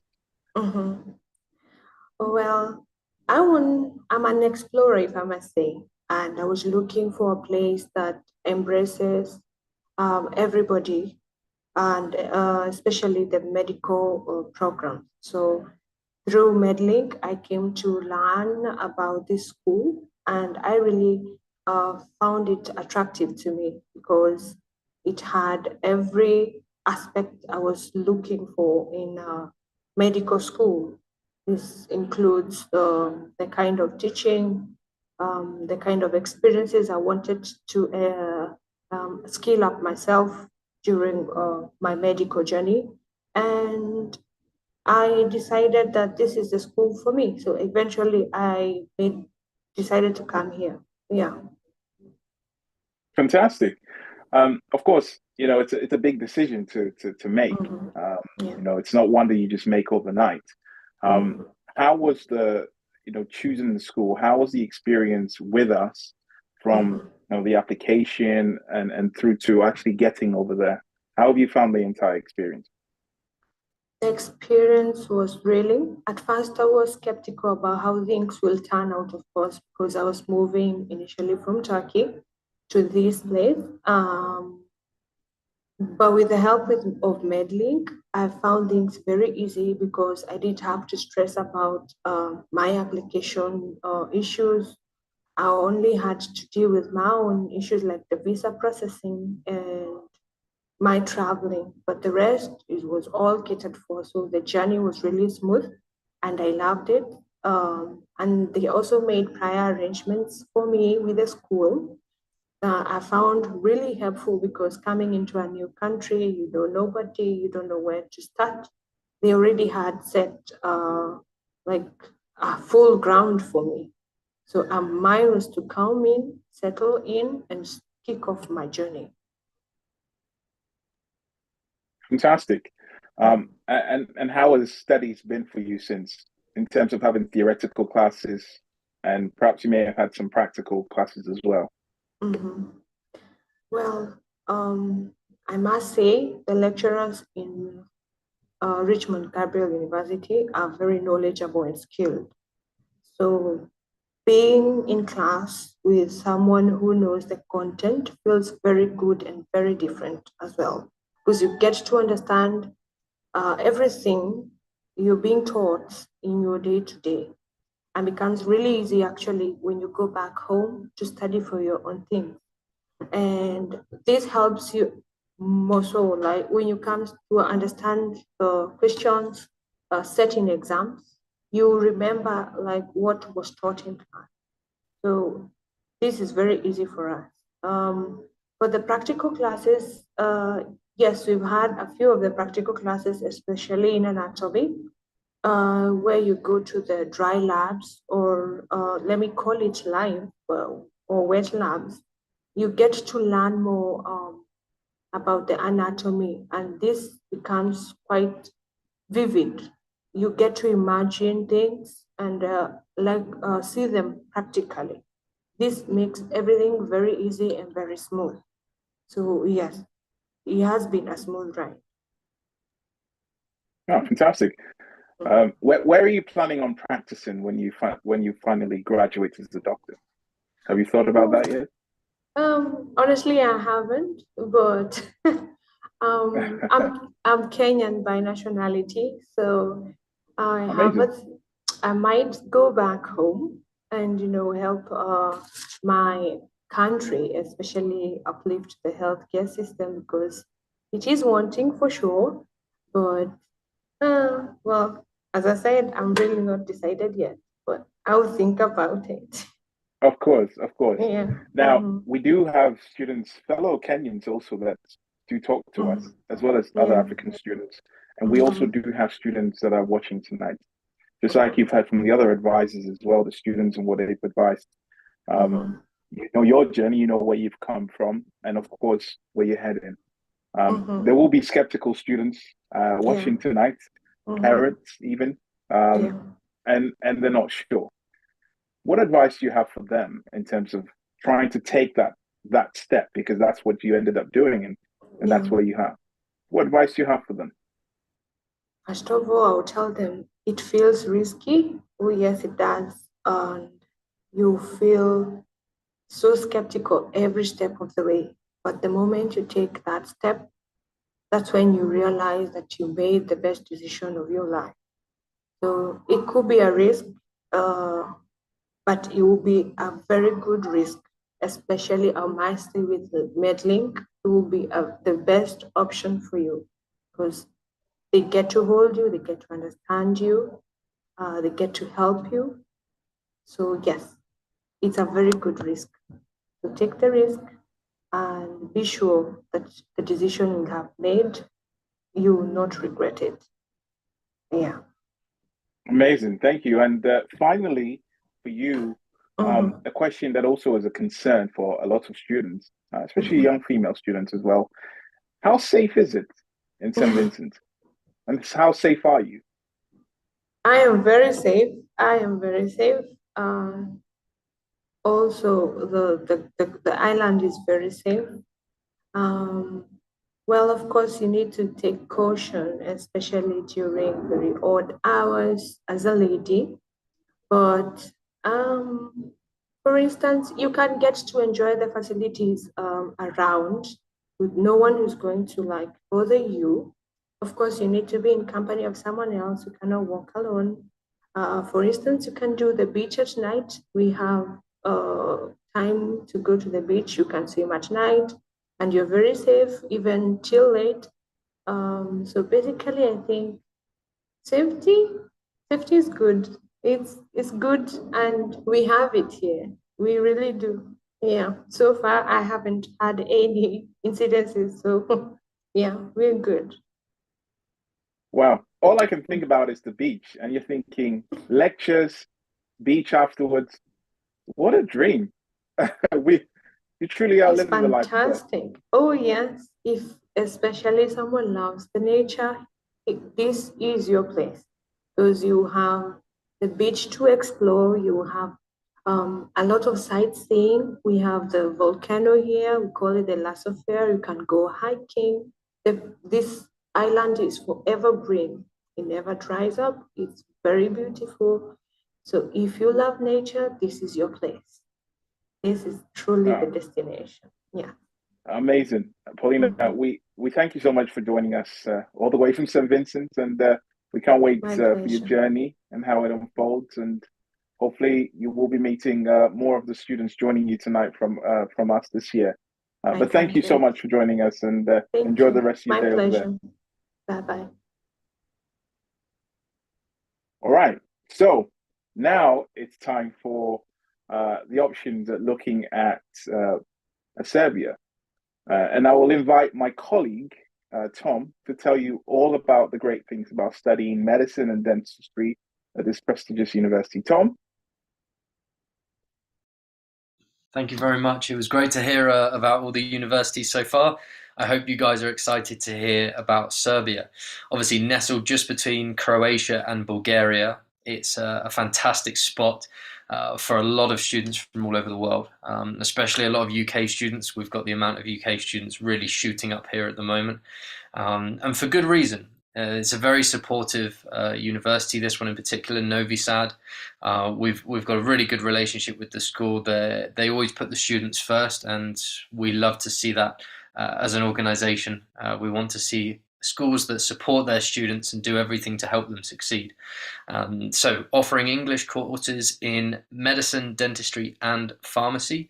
They do have an entrance exam, but we provide you with a lot of help for that. We have really good acceptance rates for this school through that exam.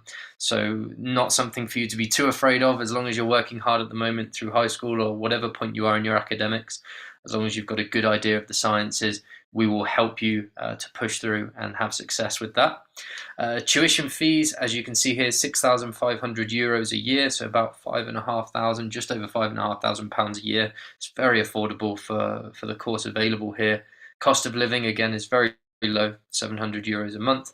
There are no dormitory options. However, there is loads of accommodation available, as we'll discuss shortly with our guests. And the next available intake is this September 2024, which we are currently taking applications for. So please get in touch with us if that's what you want to do. So we've got one of our guests going to speak here, a student at Novi Sad, Marlon. Marlon, are you with us? Hi, hello. Hi, how are you? I'm fine. Yeah, thank you for inviting me here tonight. You're more than welcome. Can you tell us what's your situation now? What year of study are you in, and what are you studying at the moment? Okay, I am a transfer student from Cuba, and I'm now in my third year in medicine now in the University of Novi Sad. Okay, fantastic. Now we always have a lot of students listening for first year, but also for transfers. Now, of course, transferring schools is even harder to adjust, I think, because you've obviously got kind of halfway through one education into the other. How have you found your transfer experience coming into Novi Sad? Have they been very supportive of that? Yeah, first of all, I cannot imagine this process of application process or transfer process without the help of Medlink. They have been very supportive since the first moment, helping me before, during, and after I came here, Serbia. They picked me up at the airport. They helped me in the first day at the university in the registration, also with my papers for the residence permit, get a SIM card for my phone, also open my bank account, and they are always there, allowed to help me with everything I need, every doubt about the school or the city or any papers. So for me, it was a good experience, and still be a good experience because I feel like I have someone to help me every time I need it. That's great. Well, we're really glad to hear that. We work very hard to give students just like yourself that experience, and it is good to see that now you're there and you're settled. And can you tell us a bit about the education? What's it like in Novi Sad? Here, education is good, it's awesome. We have incredible faculty with all the technology we need to learn, big classrooms with all technology. The teachers are incredibly good. They speak English very well, and they're always allowed to help you, even if it's in person or throughout email, if you have any doubts related to the topic or every subject, or if you need to talk to them because you have a personal issue or something that you need help. Here, education, we have in third year, like theoretical lectures, but also we have practice in all subjects. And we go to hospitals and we learn how to interact with patients and all that. So it's incredible. Oh, fantastic. It sounds like you're having a great experience. And what's it like actually living in the city of Novi Sad? Do you feel safe and comfortable? Yes. The city here in Serbia, but mostly here in Novi Sad, is very safe. We have a lot of places to visit, the city center, the Petrovaradin Fortress, also a natural park. People here are very nice, and they're always allowed to help you with everything. Everyone speaks good English, and even if they don't, at least they try to help you. And the city is beautiful. They have a lot of places and stores that you can find whatever you need for your life, expensive or whatever, school stuff, everything. So it's a good city with all that you need. Fantastic. And what's the international student community there been like for you? At the beginning I was scared because I came from another country, different country, and here I am in the English program. So I'm in a big group with a lot of students for different cultures, but they're always allowed to know about your culture. They teach you also about their culture, so they are very friendly, always trying to be a friend with you. So it's good. It's good. Great. And how was it for you finding accommodation in the city of Novi Sad? It was relatively easy. Here there are a lot of people who rent their apartments, and with good prices. It depends on the size of the apartment, but for students they have a good offers, and it was easy, a lot of offers, and then you can choose the one that is better for you, and was easy. Okay. And just to wrap up there then, if you were to give a piece of advice for someone who's thinking about coming to study in Serbia, what would you say? First of all, contact Medlink. It will be helpful throughout your career. And if you want to be in a beautiful and safe city, in an incredible university with all that you need to become a huge and incredible doctor, and if you're passionate, and my advice is to come here. At the beginning, it's a little bit scary because you will be alone, but it will help you evolving as a person and also in your future as a doctor. So contact Medlink and come here to Novi Sad. You won't regret it about it. Marlon, thank you so much for joining us. Thank you for your kind words towards us as well. Very surprised, but really appreciate it. Of course, always this positive feedback. And you seem very passionate about it. I think you're going to have a lot of success there. You're in a good school that's going to support you. So yeah, thank you for sharing that insight with us. Thank you. It's an honor. Thank you. Okay, so if you didn't already get enough reasons, here's a few more for why you should study at Novi Sad University.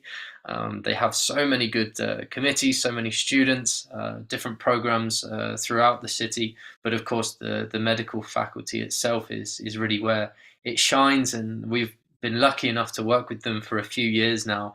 And as I said, we have a really strong partnership with the university. They're always so supportive. They help people in all manner of different situations. I know a lot of you're looking for first year admissions, but also very complicated transfer cases. They will help and they will support students. As long as you've got that commitment and that passion and you're going to go there and work hard, they want to have you there and they want to help you achieve your dreams. So yeah, that's pretty much it. We're happy to have appointments and discuss this school. It is, as I said, open for this September. Moving on then from Serbia, we're now going to talk a little bit about Poland. So a lot of you have probably researched Poland. They are it's one of the top countries in Europe for English taught programs. They were one of the earliest ones to start doing these types of international-led medical and dental programs. So here is the Academy of Silesia, based in the city of Katowice in the south of Poland. They offer medicine, fully English taught. They do have an entrance exam that, again, we do help you with. Tuition fees start at €14,000 a year and go up to 16,000 during the clinical years. Cost of living is around €600 a month. This one does have dormitories that you can stay in, and the next available intake is this March. There is a clearing at the moment. We can discuss that, but you need to book an appointment with us as soon as possible if that's something you're interested in. Otherwise, the following intake after that will be in September for all of you doing your A-levels at the moment. So we've got a couple of students that we're going to speak with from Katowice. The first one, Oshma. Oshma, are you with us at the moment? Hi, I'm here. Hi, Oshma. How are you? I'm very well, thank you. And you? Very well. So I want to start off with a bit of a concern, a bit of a worry, and I'm sure you had it as well. A lot of students are worried when it comes to living in Poland. They may have heard things from their family or from their friends, negative things, and I want to ask you, as an international student living in the city of Katowice, what's your experience been like? I think people talk too much. That's probably one of the main things, actually, because I thought, oh my gosh, I'm a 20-year-old something woman, I'm going alone. Is it going to be dangerous? But actually, when I'm not at university and I'm on a holiday, and I'm currently back in the UK, I find that it's safer than the UK. You rarely see any crime happening. I've never seen anything happening. The UK probably has more stabbings, terror attacks, and so forth. In Poland, that's virtually unheard of. Even if you were to take a cab at night, which is something you wouldn't dream about in London, you're perfectly fine. So in regards to safety, I'd say it's probably one of the safest countries in Europe. And what you were probably getting at is probably racism and people saying things about international students. I think the younger generation, they just look at us and they go, okay, these guys are here to study. Fair enough. Perhaps you would get a few glances if you go into the rural areas because they're not used to seeing foreigners. But I wouldn't say people treat you badly by any means. If you're stuck, if you need help with something, people are usually more than happy to help. You may have to use Google Translate sometimes, but they'll still help you as much as they can. So overall, I'd say it's a pretty positive environment for people. That's great. Thank you for that. I'm sure that's going to reassure a lot of people and help them with making a decision. And in terms of your kind of journey, can you tell us a little bit more about sort of how you found the process with ourselves and what it was like going over there initially? So what I did was I thought about applying to UK medical schools, but I had long COVID and I took a lot of time off. And I thought it's a new illness, what a university is going to say. So I thought there's no point in applying. So then I was thinking, oh, but I really want to do medicine. I can't see myself doing any other course. I don't really like these other courses. Not to mention that, but if you were to do another course, the ratio of applicants is 34-1 for graduate entry medicine in the UK. So that really pushed me to go, okay, I really want this. I'm gonna start Googling companies. I came across Medlink and I thought, it's probably one of those, maybe it's a scam or something. And then I spoke to, I think it was Edmund, and this man was phenomenal. He went through everything step by step. These are your options. If you have this much to spend, what are you looking for? Have you done a degree before? What are your qualifications? And I just gave him the information he asked for and he took care of everything. I just did nothing. You just tell them what you want. They look for it and they give you your options. And if you're not happy with the university, the worst thing that can happen is you transfer, you talk to Medlink, and they'll try and come to some sort of resolution for you. And also, one thing that I quite like about Medlink is often their staff will come and ask you, are there any issues with the university? Is there anything we can do to improve our service, which I've found other services didn't offer? So that, again, was something which was quite nice to have. It made it a smooth sailing process. Thank you. Thank you for sharing that with us. And yeah, of course, we always want to hear feedback. We were an organisation started at the time by students many, many years ago, doctors now. But all they've ever wanted to do since is just make the organisation stronger and stronger so we can help more and more people just like yourself. And tell us, how are you getting on with your studies? Is it difficult in Poland in terms of the language barrier in class? I think that's something that a lot of students worry about. Do they teach well enough in English? They do teach well enough in English. Of course, they're not going to speak like a native speaker, but it is very simple to understand what they're saying. And if you need help, any clarifications, then they're normally more than happy to sit down with you one-to-one, even if you just email the professor, staying behind. So there's not much to worry about in terms of the face-to-face learning that you do. And they actually have some students at the university that you can go to for a fee and they can tutor you if you're struggling with any of the subjects. And this is throughout years 1 to 6. So you've pretty much got yourself covered from the points of the professors to fellow students who can support you. It's great to have that option. And obviously with the actual city that the university is based in, Katowice, it's not one of the biggest cities in Poland, but also not one of the smallest. Coming from the UK, obviously we have a very condensed population in the UK. Is Katowice, do you think, a suitable city for UK students? Is it a good environment? I would say it's very different. You see a lot of agriculture, a lot of trees, and it is quite a change. When I came here, I thought, where have they put me? What is this? And I was really worried actually because I thought there's not many people around. But when I met other students, we all sort of realized we were in the same boat. We're in this together. And we've actually been able to go on trips. We went to Krakow and some of us have gone to Gdansk. and other areas in Poland. But Katowice, it's not the biggest city, it's not the smallest, but there are a few things to do. There's a shooting range, which sometimes I go there to de-stress, which is quite nice. It's a good way to do it. Nice. Okay. And again, same for you. What advice would you give for someone if they're considering going to Katowice and studying at Silesia? I think if you really have the passion, you'll go for it.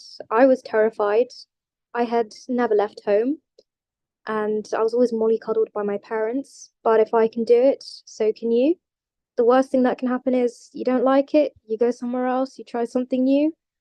But ultimately, you're going to end up being a dentist or a doctor at the end of the day. And it doesn't matter where you study in the world, it's all the same, it's all accredited. So wherever you go, good luck. Great. Thank you so much for sharing this. I'm sure you've helped hundreds of people this evening that are listening in. So thank you very much, and we look forward to hearing how your journey goes. Thank you for having me. Thank you. Okay, so next up, another student again from Katowice, Anina. Anina, are you with us? Hello, hi. Hi, Anina, how are you? Good, thank you. How are you? Very well, thanks. So tell us a bit about yourself. What are you studying? So I'm studying medicine. I'm a second year, so I'm just one semester, I think, ahead of Elsa that we just spoke to. And yeah, I've been here for a year and a bit now, so it's not too bad. Great, okay. Tell us your experience of living in Katowice. Honestly, it's been pretty great. Like we came here knowing nothing, and in the first day we got everything sorted. Like I got in, we came to Poland, I didn't even have accommodation. So, but like we found, like with the help of Medlink, we found the accommodation that I live in, and the accommodation I live in is like one of the best parts of staying here because there's students from all over the world, so you get to not just like you don't just learn the Polish culture, you learn so many different cultures. And especially what's quite good about the course that we're doing, this first 2 years are quite a lot more chill, like they're basically pretty much pre-med, so we have a lot more free time in the first and second years.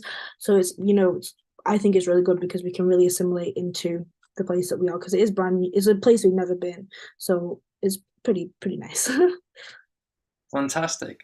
That's great. And what kind of hobbies or interests do you have mainly outside of the classroom? Because a lot of people, they wonder what are they going to do.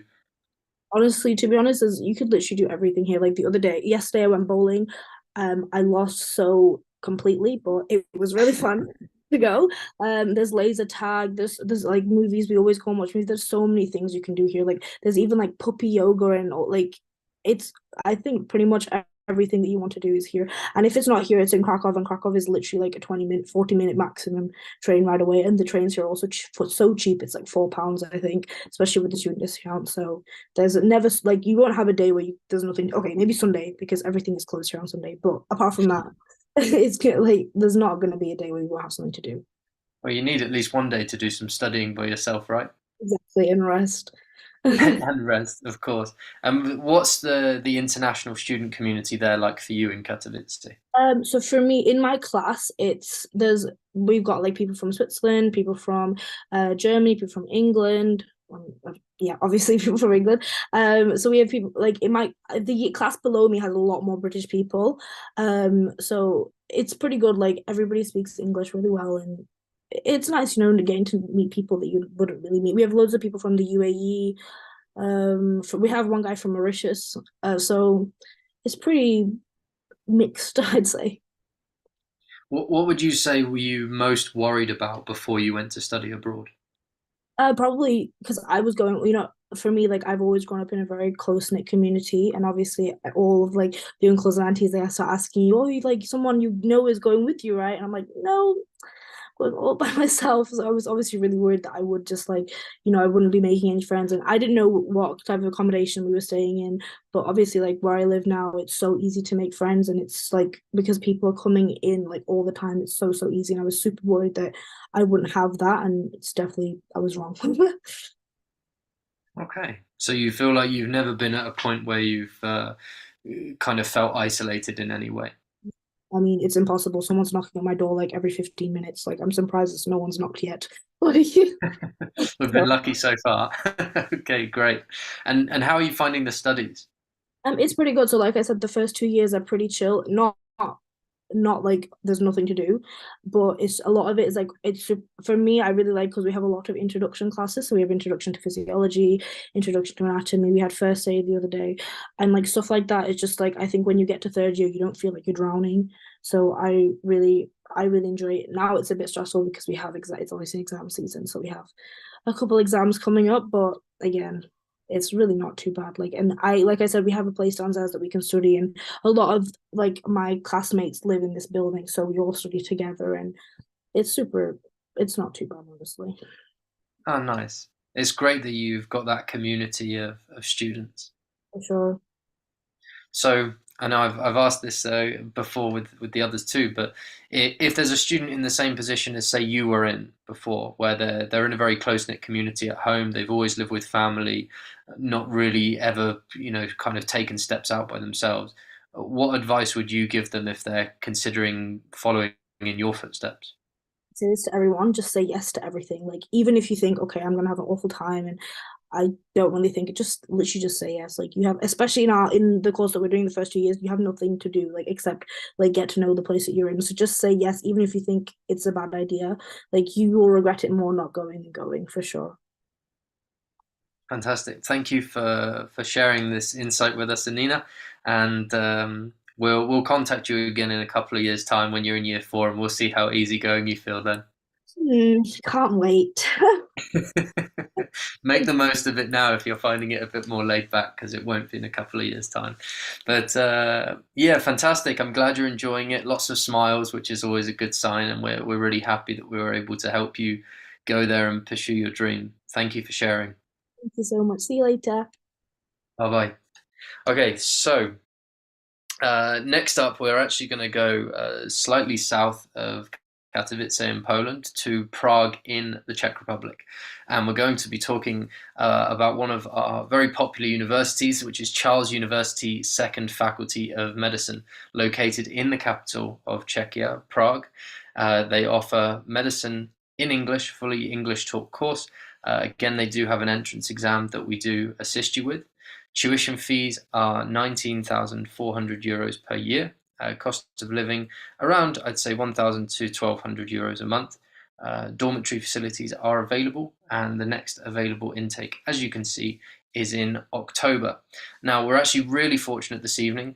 We've got a representative from the university.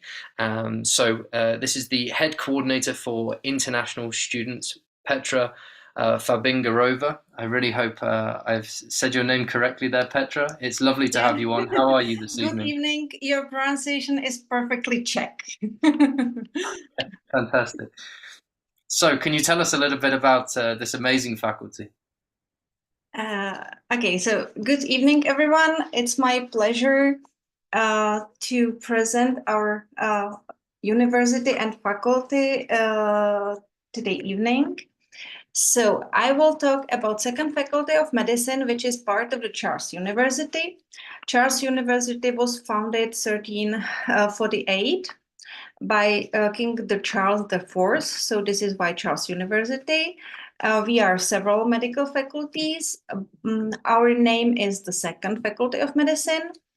And we were used to be a pediatrics faculty originally, let's say 50 years ago.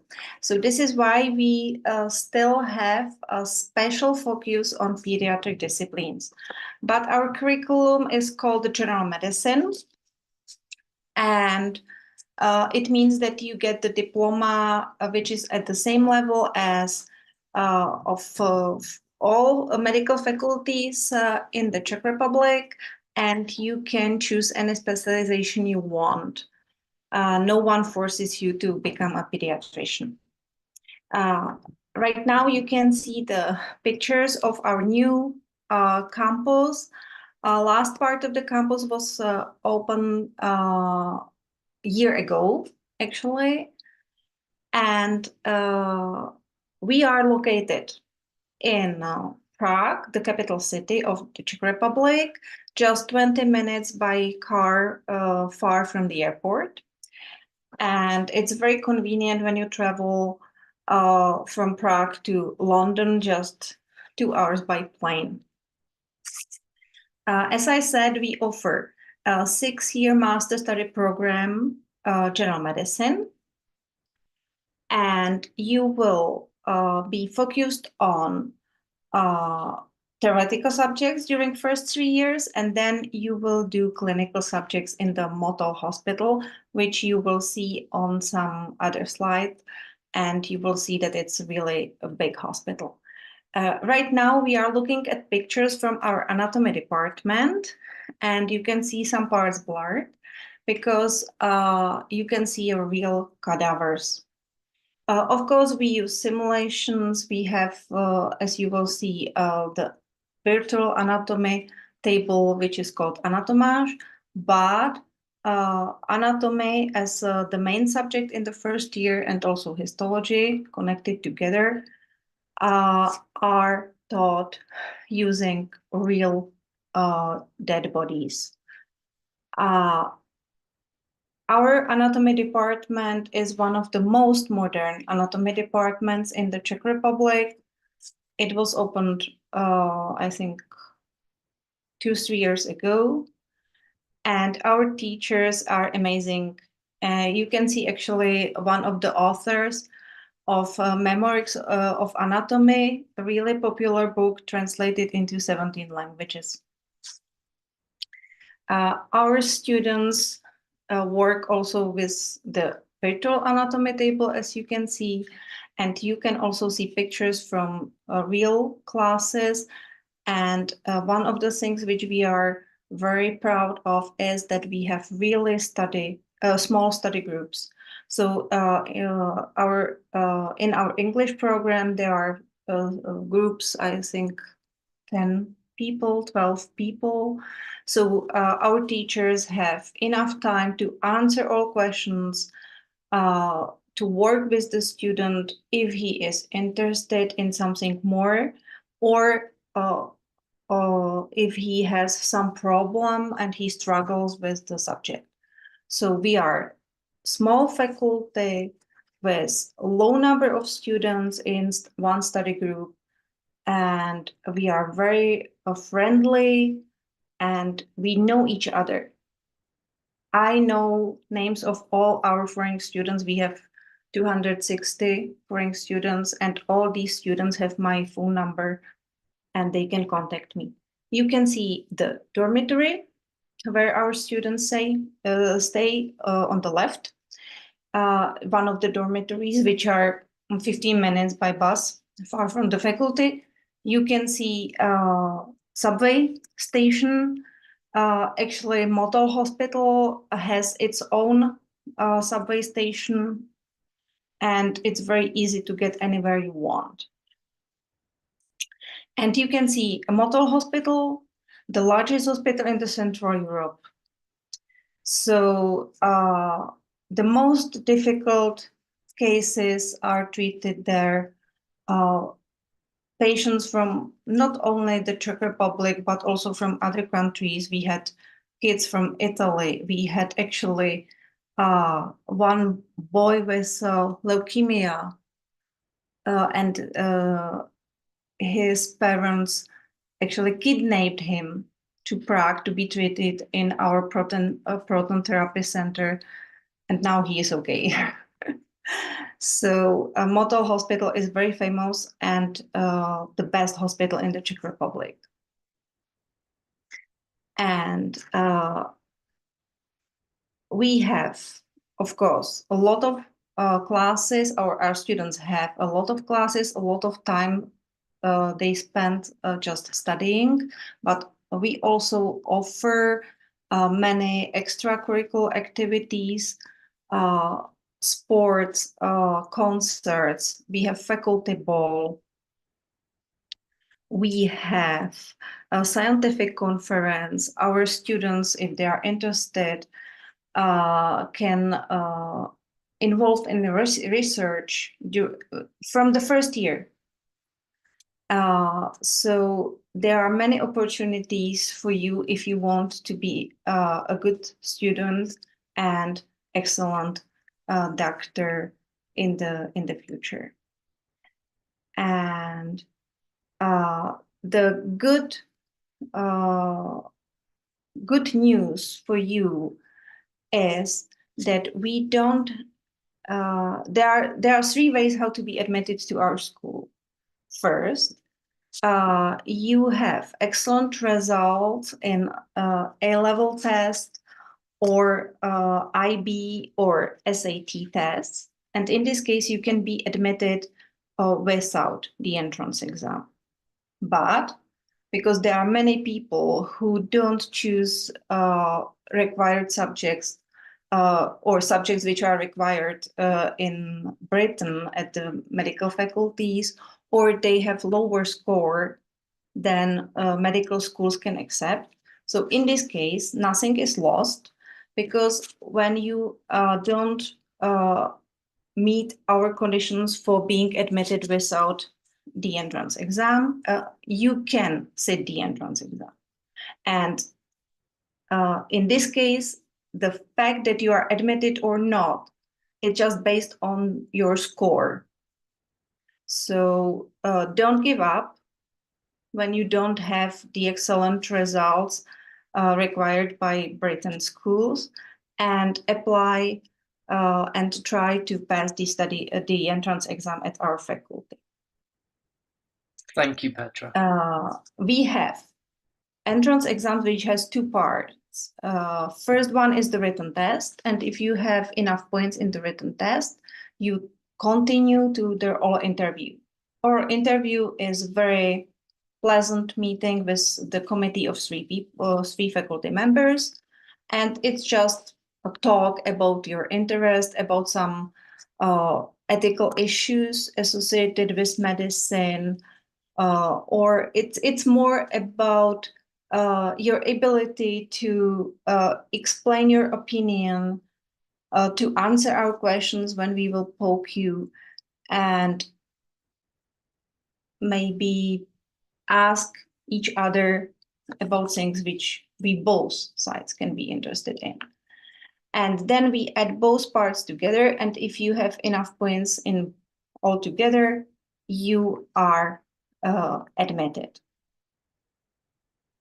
So don't worry about your high school results and just apply. This is the best thing you can do during next year. The good thing is that our diploma is recognized in Britain, in the European Union, in the United States. So our graduates can work in any country in the world which they choose. Yeah, so I think it's worth for it, at least, to try the entrance exam. You have to be aware that you are obliged to study, of course, anatomy, histology, physiology, and other medical subjects, but also Czech language, because you have to be able to speak with patients and take the history. So Czech language will be one of the subjects you can expect, but again, no reason to worry.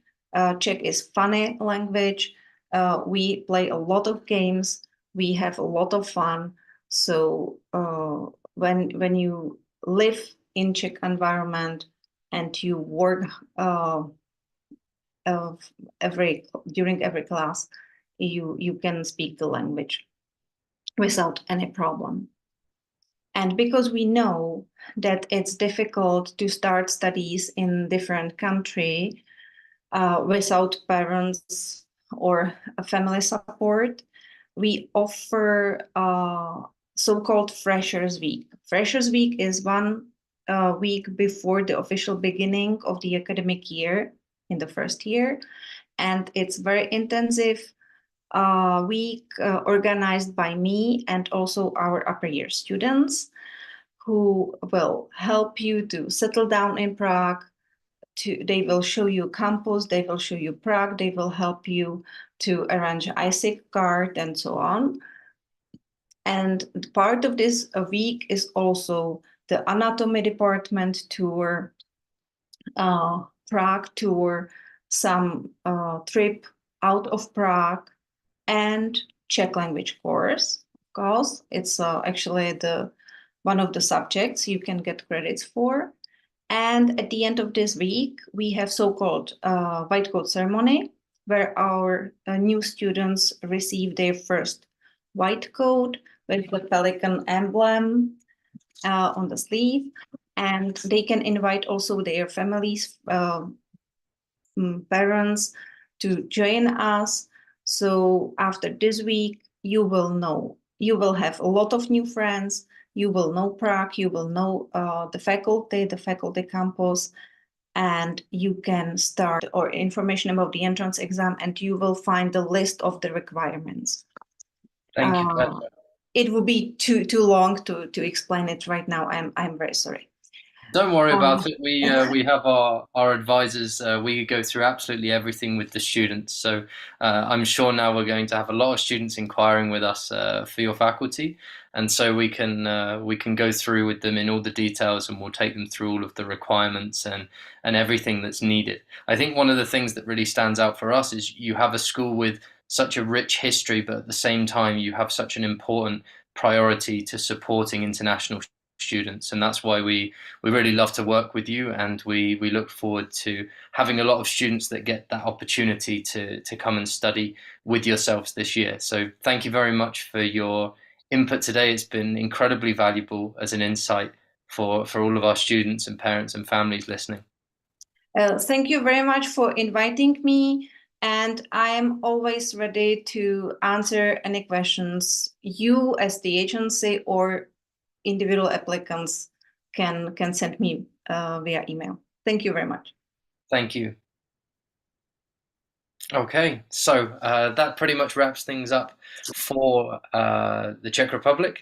And now I'm going to pass back over to my colleague Dana, who's going to speak a little bit more about Poland. Dana, over to you. Thank you, everyone. Wow, what a night. Students are already sending a lot of questions here, so just be patient. In a bit, we'll be going over all the questions. Second university we're going to talk about is Bialystok in Poland. Bialystok has a 6 years course. They have medicine and they have a pre-med. They do have an entrance exam. It's a basic exam that tests your basic knowledge in biology and chemistry. And of course, we will be helping you prepare for this exam. The tuition fees would be around 14,300 euros a year. And the cost of living is usually 900 euros roughly per month, covering accommodation, living expenses, personal expenses, and so on altogether. The university has dorms, and their next intake is for students who want to start first year medicine, because majority of students here are first year students. It's in October 2024. Good news is that we have a student with us tonight from Bialystok to share her experience with us. Samia, are you with us? Hi, good evening. Good evening, Samia. How are you today? I'm really good, thank you. What about you? Great. We're so excited here to hear your experience with Bialystok. Can you tell us more about the university, the classes? Of course. So I'm currently in my second year, and it's been so far so good, to say the very least. Bialystok is a small city. It's 2 hours from Warsaw, and it's a very student-oriented city. You have the English division, medical university, you have the Polish division, and other Polish universities. So everything around here is very student-oriented. I live in the dorms, so from the dorms till the university, it's a 15-minute walk. So every time you can walk. The classes are very well organized. The professors are always ready to help you. So if there's any doubt, you can always contact them with their email, and they will respond quickly. The best part is that every year has their class rep, which communicates with the departments, different heads of departments, to fix the exam dates and everything. So it really helps to have a student present there, because not always it's understandable for that if you have an anatomy credit and then 2 days later we have histology, it's not possible to study everything all together. So having a student present while you're fixing all these dates, it's really helpful. And overall, the city is very nice. It's a small city, but there's a lot of things to do, so you'll never get bored.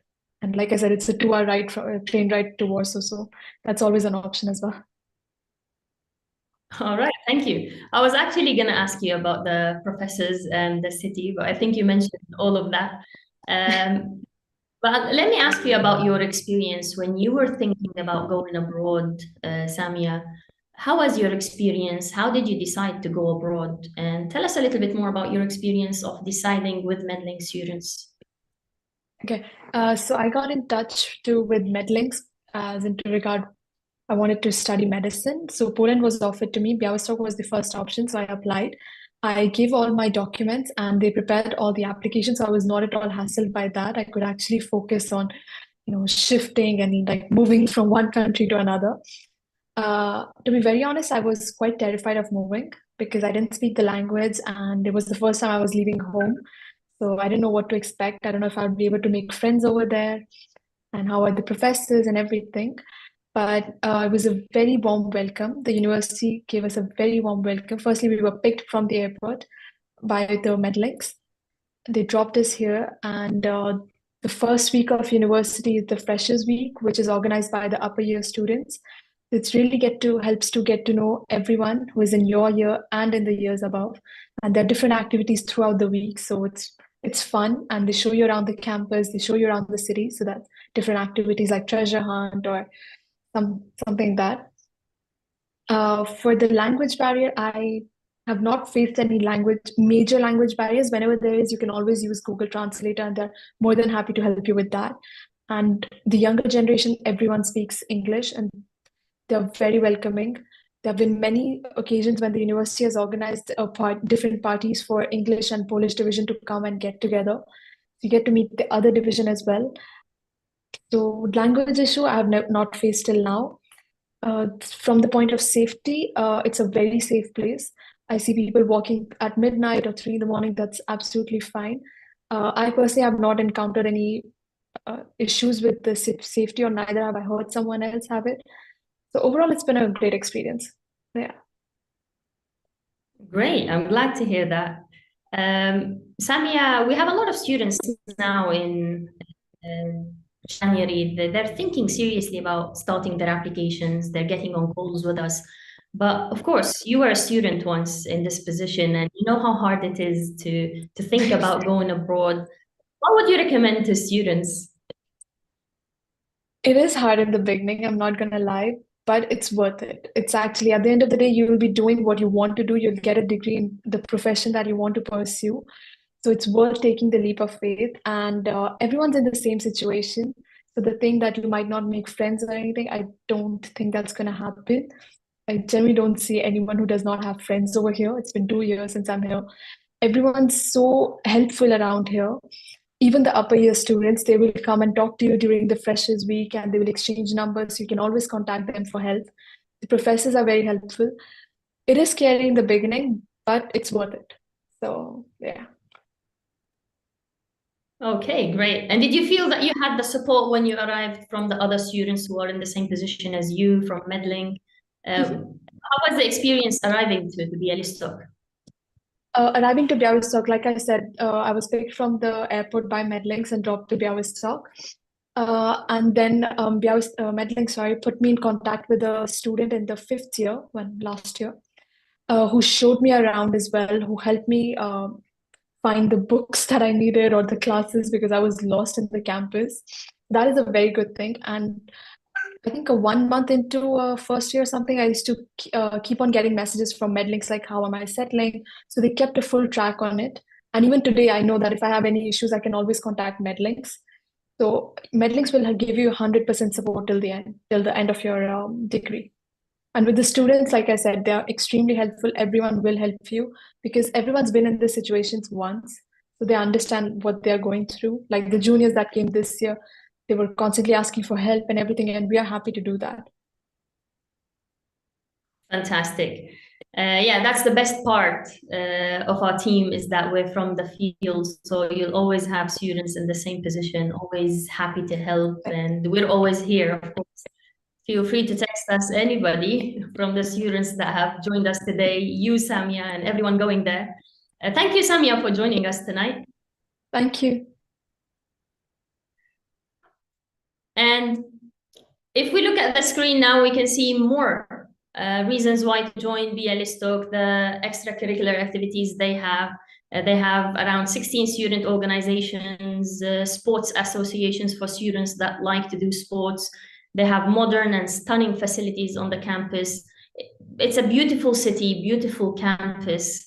We can't wait to have you guys join us there.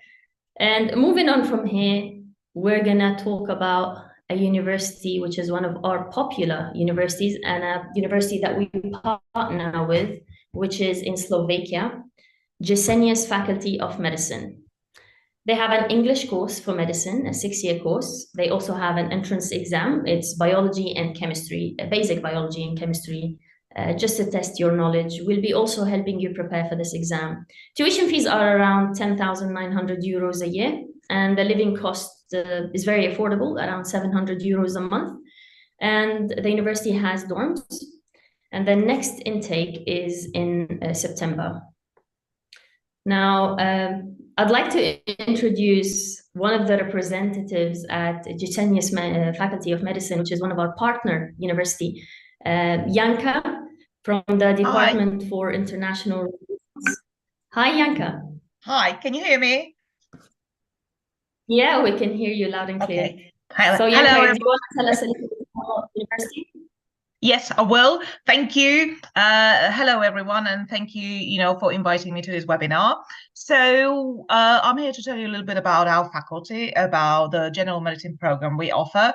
So, as you have already mentioned, we're in Slovakia, a place called Martin, which is located. Yanka, sorry to interrupt, but we can't see you. You can't see me, right? Can you see me now? Oh, yeah. Better. Sorry about the dimmed lighting. But hey, so here I am. Hello, everyone again.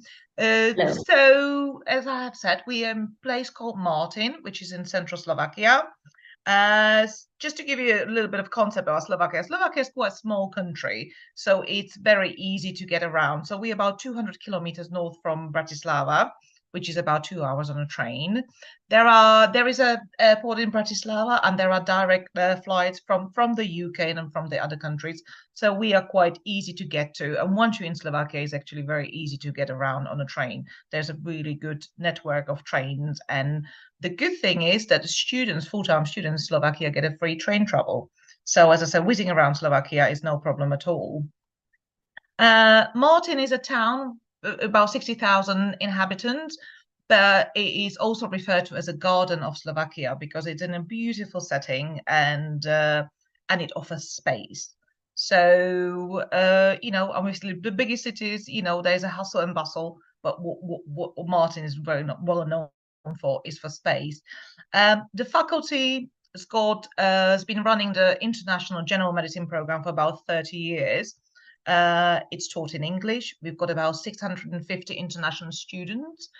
Majority of them are mainly from Scandinavian countries. We've got a big population of Norwegian students, Sweden, Iceland, Germany, then followed by Germany and Austria. And then further afield, we also got a few more students from the United Kingdom now, since we've been working with Medlink. So it's a truly diverse community of students, and you can feel it in town. As I said, it's a very lively little place. As a faculty, it's a very modern place. As you just looking at is the newest teaching center that has been added to the faculty. This building is about 7 years old, so as I say, it's a very modern place. It's got a simulation center. That's where all the preclinical teaching takes place. The general medicine program is structured as you would expect in our neck of the woods. So it's a 6-year program. The first 3 years are very much focused on the sciences, and then the remaining 3 years is all about the clinical training. But it's a very practical course. So you starting with a practical training basically in a year 1. You're starting with anatomy. You go to our center, our Department of Anatomy. Again, it's another very modern place. You go into the labs, you work in a small study groups. Our study groups probably would have about 10, 12, 15 people max. So, so as I said, focus is very much, it's a hands-on experience. And even with anatomy, you're not working with props, you're working sort of with real human organs and everything like that. So as I say, you are practicing basically from the day one you start a program with us. We obviously, as a faculty, we've got a teaching hospital, which is located in Martin. Very, it's just within walking distance from the faculty. And that's where your clinical placements take place. So where all your clinical rotations, clinical propedeutics, when you're starting out. So this is where it all happen. Now, the hospital in Martin is the 3rd biggest hospital in Slovakia, and it's also been voted the 3rd best hospital in Slovakia. So it's a very well known in the region, and it's also a place where where people come for specialist treatment. So yes, as I said, it's a very well known place. It's a very popular place, and it's got very good reputation. However, we've got some really interesting upcoming projects coming up. We've just opened a biobank, or just finished building a biobank, so which is a biomedicine research center, and that is for collecting biosamples that are then used for further research. And there's also a new hospital coming up in Martin that is going to be basically built on a campus. So it's going to get even closer to us, and it's going to be a very, as I say, it's going to be state of the art, the hospital of 21st century, and this is coming up in the next couple of years. It's already got a go ahead, and the building has already started. We are fully recognized in European Union. We've just gone from for re-accreditation with the United States. So our diploma, when you get awarded diploma from the Jessenius faculty, it travels really well. There are actually very few countries that wouldn't recognize this. Pretty much all our international students, when they finish, they go either back to their home countries or they decide to venture further afield. So our diploma travels really well. We enjoy really good ranking, really good reputation, around the world, which, as I say, we've been running program for 30 years now, and it's still very popular, and people come back to us. And we're getting to situations now when we're getting children of people who've studied with us, 20, 30 years ago. So they sending their parents are practicing doctors, and they send their children to us, which is lovely, which is really lovely for us.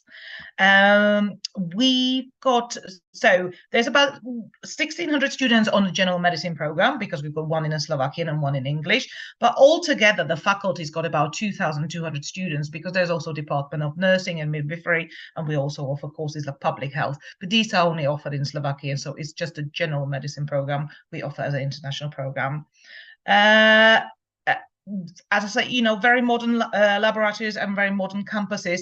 And I would like to focus on works modern. It really is a very modern place. What we enjoy, although the faculty started life back in the 60s, the probably last 10 years, there's been really big drive in investing and building up the place. So the Jessenius faculty is number 1 in Slovakia in terms of offering medical education. And there is a very strong focus on sciences, and it is very well known for it.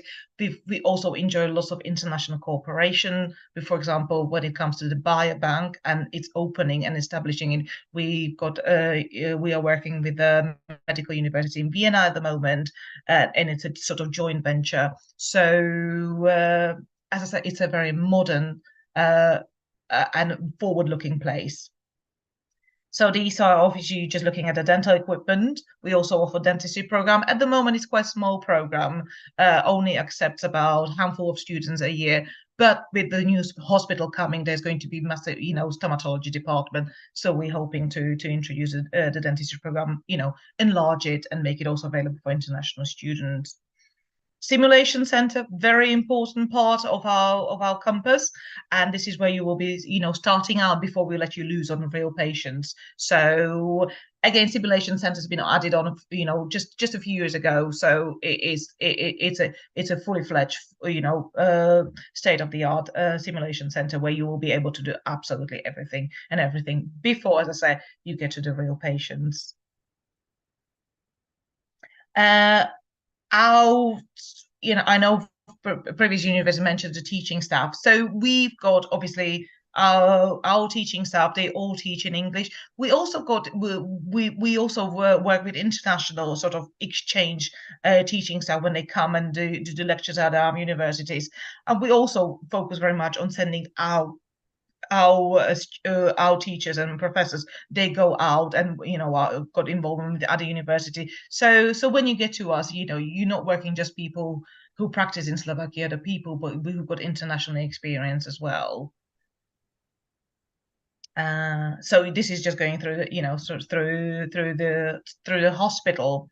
The good thing with us is also when it comes to teaching, especially when it comes to clinical placement, especially when you get to the 5th and the 6th year, there is an option for international students to go and do the clinical placements in their home countries, because we understand that international students will eventually go home. So, and it's important for them to understand the health system in their home country. So there is a process behind you. I mean, obviously you would need to fulfill and meet the criteria, but you would be able to do, if you find a suitable, medical establishment or medical or hospital that will allow you to do, the clinical placements there. There is an option for that too. We mentioned, and the leisure life. Well, yes, I mean, as I say, Martin is kind of on a smaller side, but that's not to be knocked. It's a very lively place.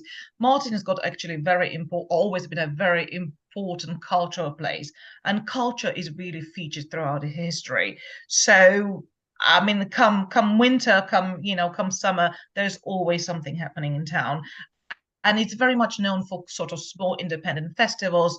I mean, during the summer, there's lots of film festivals. There's a lot of independent music festivals, and really the town kind of lives with culture. And it's the scenery. I mean, you can't knock it really. Once you're in a Martin, wherever you look, you see the mountains and greenery and space, and that's really good for studying.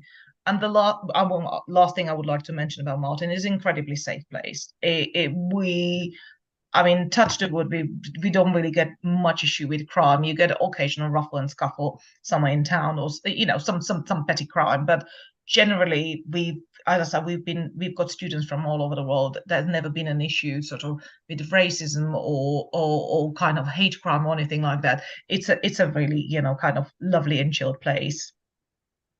And obviously, if you're into skiing, hey, there's no better place to be, because we've got skiing right on the doorstep. Well, thank you, Janka.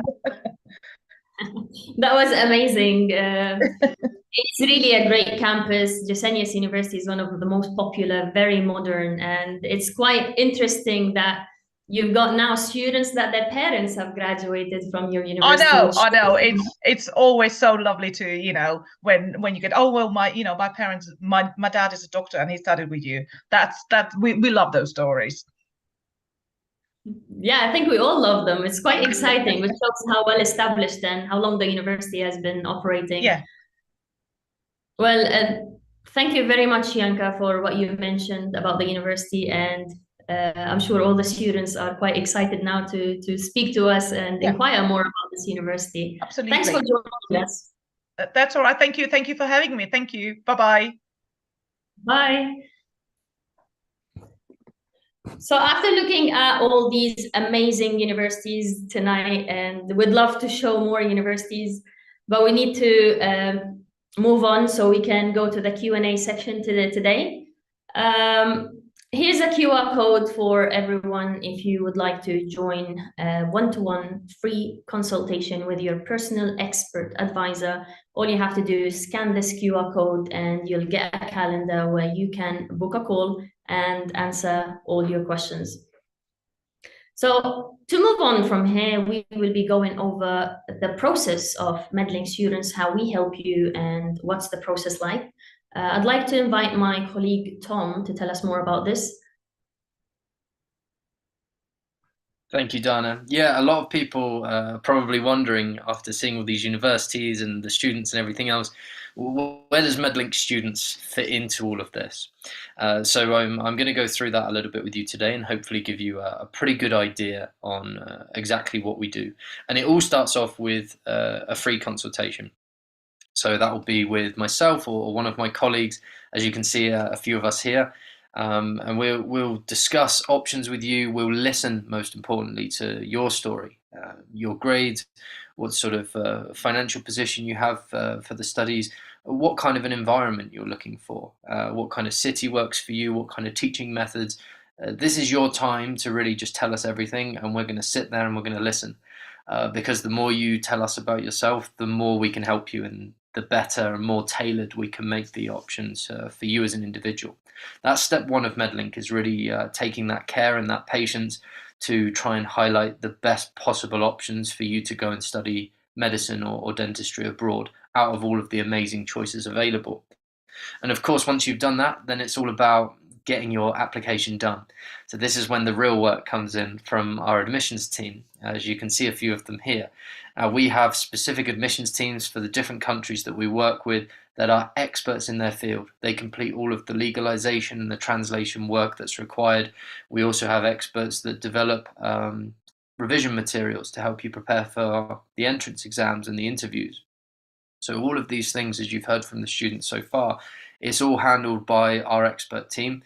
So you don't have to worry about flying out to different countries, trying to get different documents sorted out by different offices and different people and all this kind of thing. We know how difficult it is, and this is why our organization is set up to do what it does. From there, of course, the next thing is traveling over to this new country. And as some of the students mentioned, it can seem quite daunting at first, especially if you're coming from quite a close-knit family community at home. So this is why we put such a strong emphasis on having someone there to help you when you arrive. So as soon as you get there, and of course we'll help you to plan your flights and things like that, but when you arrive, we have on-ground support in all the cities we work with that will be there to pick you up from the airport. They'll help you sort out accommodation, get a bank account, get a SIM card, meet the other students. You'll get to know the city, you'll get to know the campus and the university, all sorts of things to make sure that you feel as comfortable as you possibly can when it comes to you starting your studies. And of course, this support is ongoing. You can always call our team. You can see a few of my friendly colleagues there that are always taking calls and discussing with the students and doing everything they can to help and support them throughout the years. If you ever need anything, we've also got our on-ground support teams. You'll have WhatsApp numbers. You'll be able to text people in the city, and you'll have people there. We like to call them our Medlink Students' second family. So they'll continue helping you. And even when you graduate, we'll continue giving you full advice, support, and guidance, helping you with things like registering back in your home country or wherever you want to work as a doctor or a dentist at that point. So just to summarize, the process with ourselves, it all starts with this free consultation. Consultations, they're in plural because we typically have a few appointments with each student. You definitely don't need to call us once you're at a point of making a decision.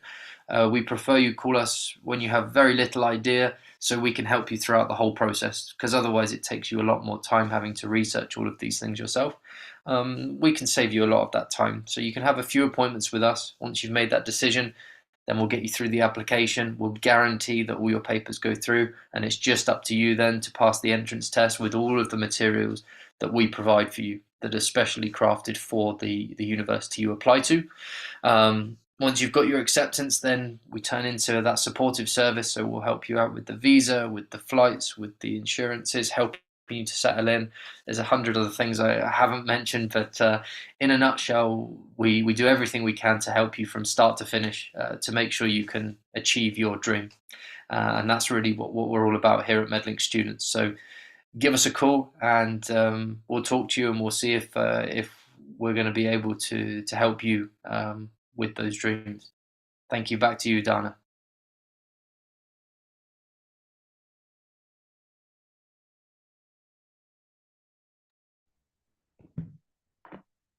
Thank you, Tom. So before we go to the Q&A section, here's the QR codes where you can either download the presentation, you can book a call with an advisor, so you can ask all your questions. I see a lot of questions coming in today. Because we're running short on time, we won't be able to go over all the questions. However, we will go over the most common asked ones. Let's start with this question. How's the application in Bulgaria? We have a student from Bulgaria here. Mohammed, are you with us? I think you're best to answer this question. Yeah, hi. Mohammed, you're a student in Pleven in Bulgaria. Yeah. We have a student asking, how's the application in Bulgaria, the entrance exam and the process? Can you tell us more about it? Yeah, so for me personally, I applied to Pleven. But actually Dana was actually my consultant, so I got a lot of help from her in terms of what I needed. And once I got through her, I started talking to Carolina, and she provided me with the exam material for Pleven. And it was just generally just simple biology and chemistry test. And that was relatively easy to navigate. And once I took the exam, a few weeks later, I got obviously the email saying I got accepted. And then after that, Medlink were very helpful in providing all the materials I would need, for example, like the visa application and like post-arrival instructions in Bulgaria and what I would need for that. And after I arrived in Pleven, what I would need. So it was very sort of comprehensive in terms of what they provided me with, and it was very helpful, and everything was very smooth in terms of what I needed to do, and they helped me through every step of the way. Amazing. And I think the students who are asking about the Bulgaria application would like to know more about the country and your experience there. Can you share a little bit with us? Yeah, so I'm very new sort of in my studies there, so I haven't been there for too long at the moment. But yeah, and it's quite nice. From what I've experienced so far, it's quite a nice city. Pleven, in general, is quite small, so everything is quite close together, and everything is sort of very navigable. But yeah, it's quite a nice city, and I would definitely recommend it to students. As obviously, once I get a bit more, if I come back to do this webinar, I can probably give a bit more information. But from what I've seen so far, it's been quite good. Amazing. Well, I'm glad you're having such a lovely experience so far, and thanks a lot for joining us today and answering these Thank you questions. for having me. You're welcome. Lovely speaking to you tonight. Have a lovely evening. You too. And we also have someone else, another student here, Florian. Florian has graduated from Bulgaria, so you studied in Varna. Are you with us, Florian?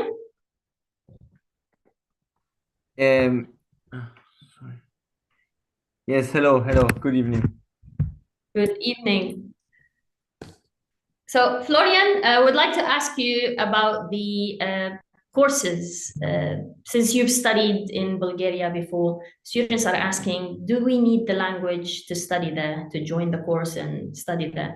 Well, you don't need to know the language beforehand to study there, but because everything is, all the courses are held in English. But once you continue into clinical practice and you work with Bulgarian patients, you need some phrases. But during your education in the first 2 years, you have a language course where they teach you the most important things.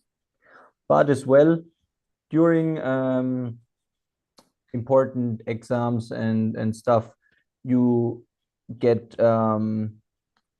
some translators that help you. So there's students from the Bulgarian classes that help you translate if you don't have if you have patients from Bulgaria. But sometimes you have patients from like international patients, like British people or people from the US and stuff like that, and they speak English. So then it's just your native language or whatever, where it's in English, because you're not supposed to be from Britain. You can be from somewhere else as well. Lovely. Can you tell us more, Dr. Florian, about your background and your experience while you were studying medicine? Yeah, of course. Well, I was just so I'm from Austria, and I graduated last year, so 2023, and I started working as a doctor like a month ago.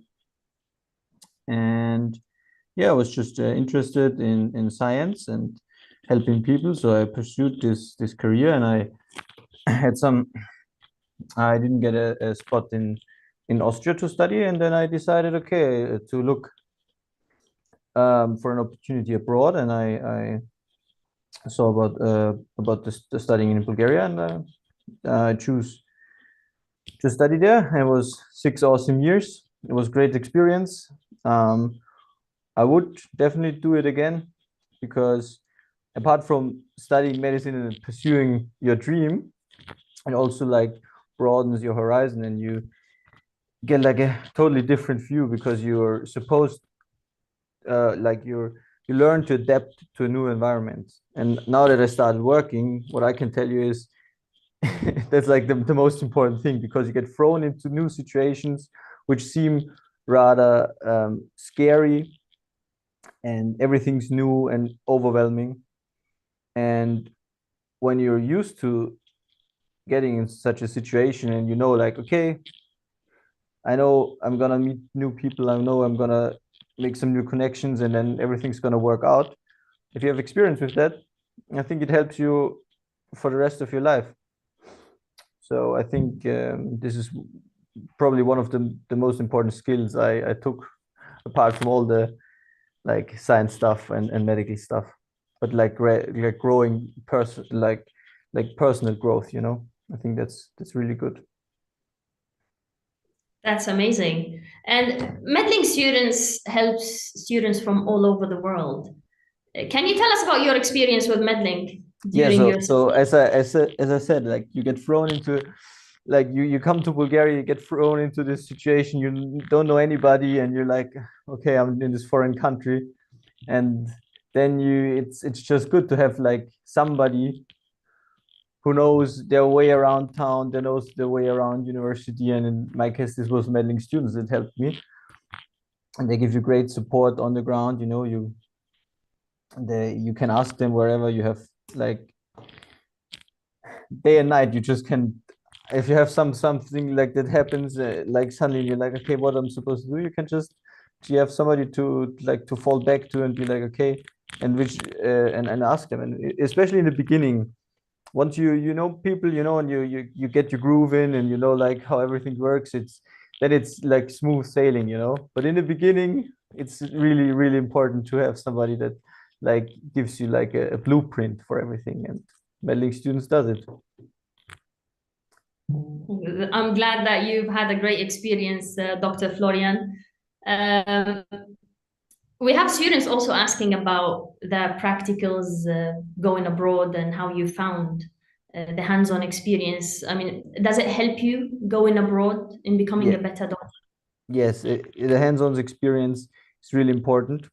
I advise you to get it whenever, wherever, and if there's like a possibility to do even more, because what I realized in all these universities abroad, from other people, because I have colleagues that studied in Romania as well, and when because like most of these courses, they're like you're close with your teachers, and they can give you this hands-on experience, and you need to get it, because it's much more important than the studying in books or in lectures. Because once you graduate, you realize, okay, most of the things are books, and they're books, you know. But what you learn, you have to again fall back on what you learned during these hands-on experiences in these practical courses, because this is what your higher ups did, what that's what they want from you.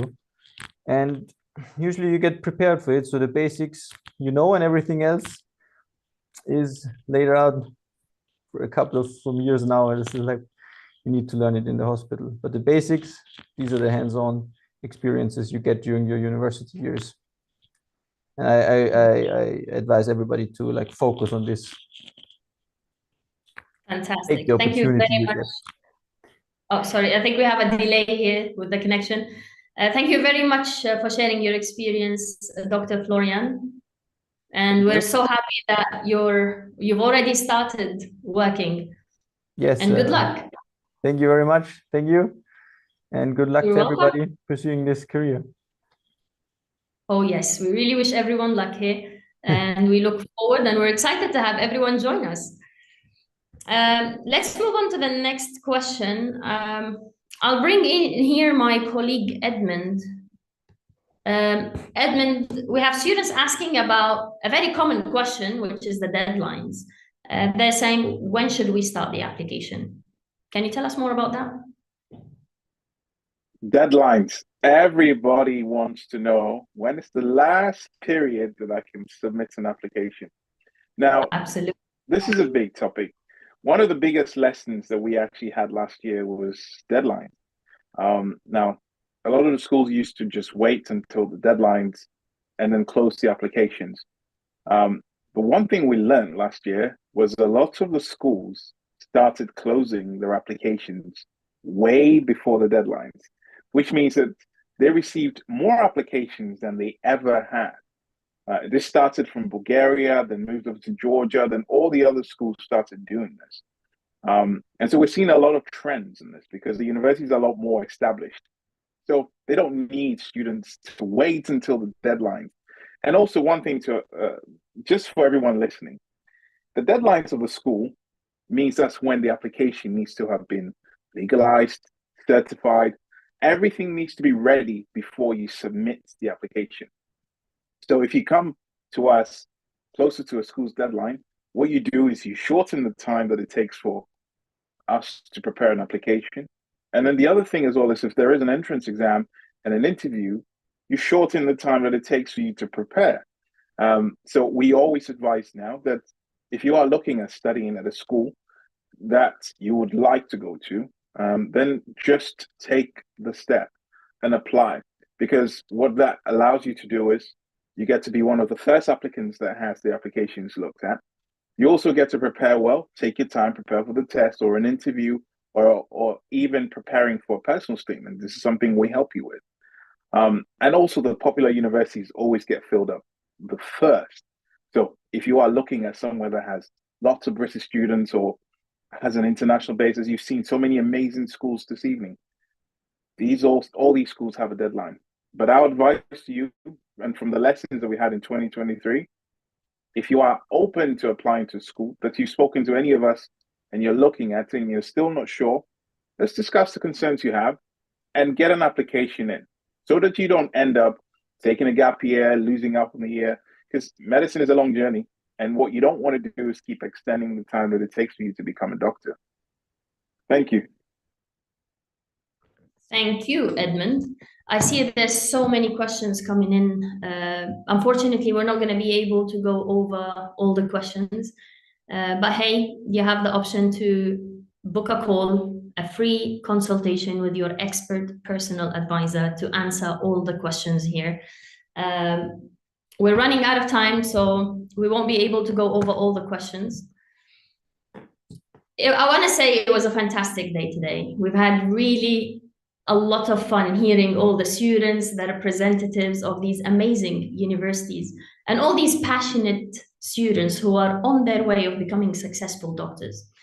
We still have a lot to discuss, so I would highly recommend scanning the QR code so you can have an application where you can book a call with an advisor.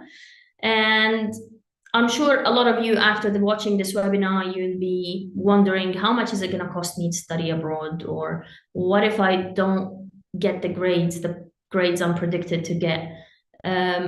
What if I want to take a gap year? So whatever your concerns are, whatever is on your mind, we can always get on a call, discuss this, and see what's the best way forward for you. And lastly, we would really like to thank all the students that have taken the time to come here today. They're studying, they're busy, we know, and they're so excited in Europe, going out with friends, but they took the time today to come here and share their experience and answer other students' questions. Also, I want to thank the university representatives that have helped our students get an insight about the universities. And big thanks to all our future doctors that are so passionate to achieve their dreams and become doctors, who've come here tonight to learn about their opportunities, to see what's out there in Europe. How can they become doctors? How can you achieve your dream? And what I can tell you here, after hearing all the students' stories, if they've done it, if hundreds and thousands of students have done it, then you can do it too. You've taken the first step towards achieving your dream by coming here tonight. We would like to help you take the next step towards achieving your dream by helping you find out which country is the best fit for you, which university is the best place for you to study medicine. So we can't wait to speak with you over the phone, whether it's me, Tom, Edmund. We have other advisors, great advisors, very helpful. So we can't wait to speak to you and see you in Europe, settling into your university and starting your journey on becoming a doctor. So I'd like to say good evening to all and thanks for joining us today.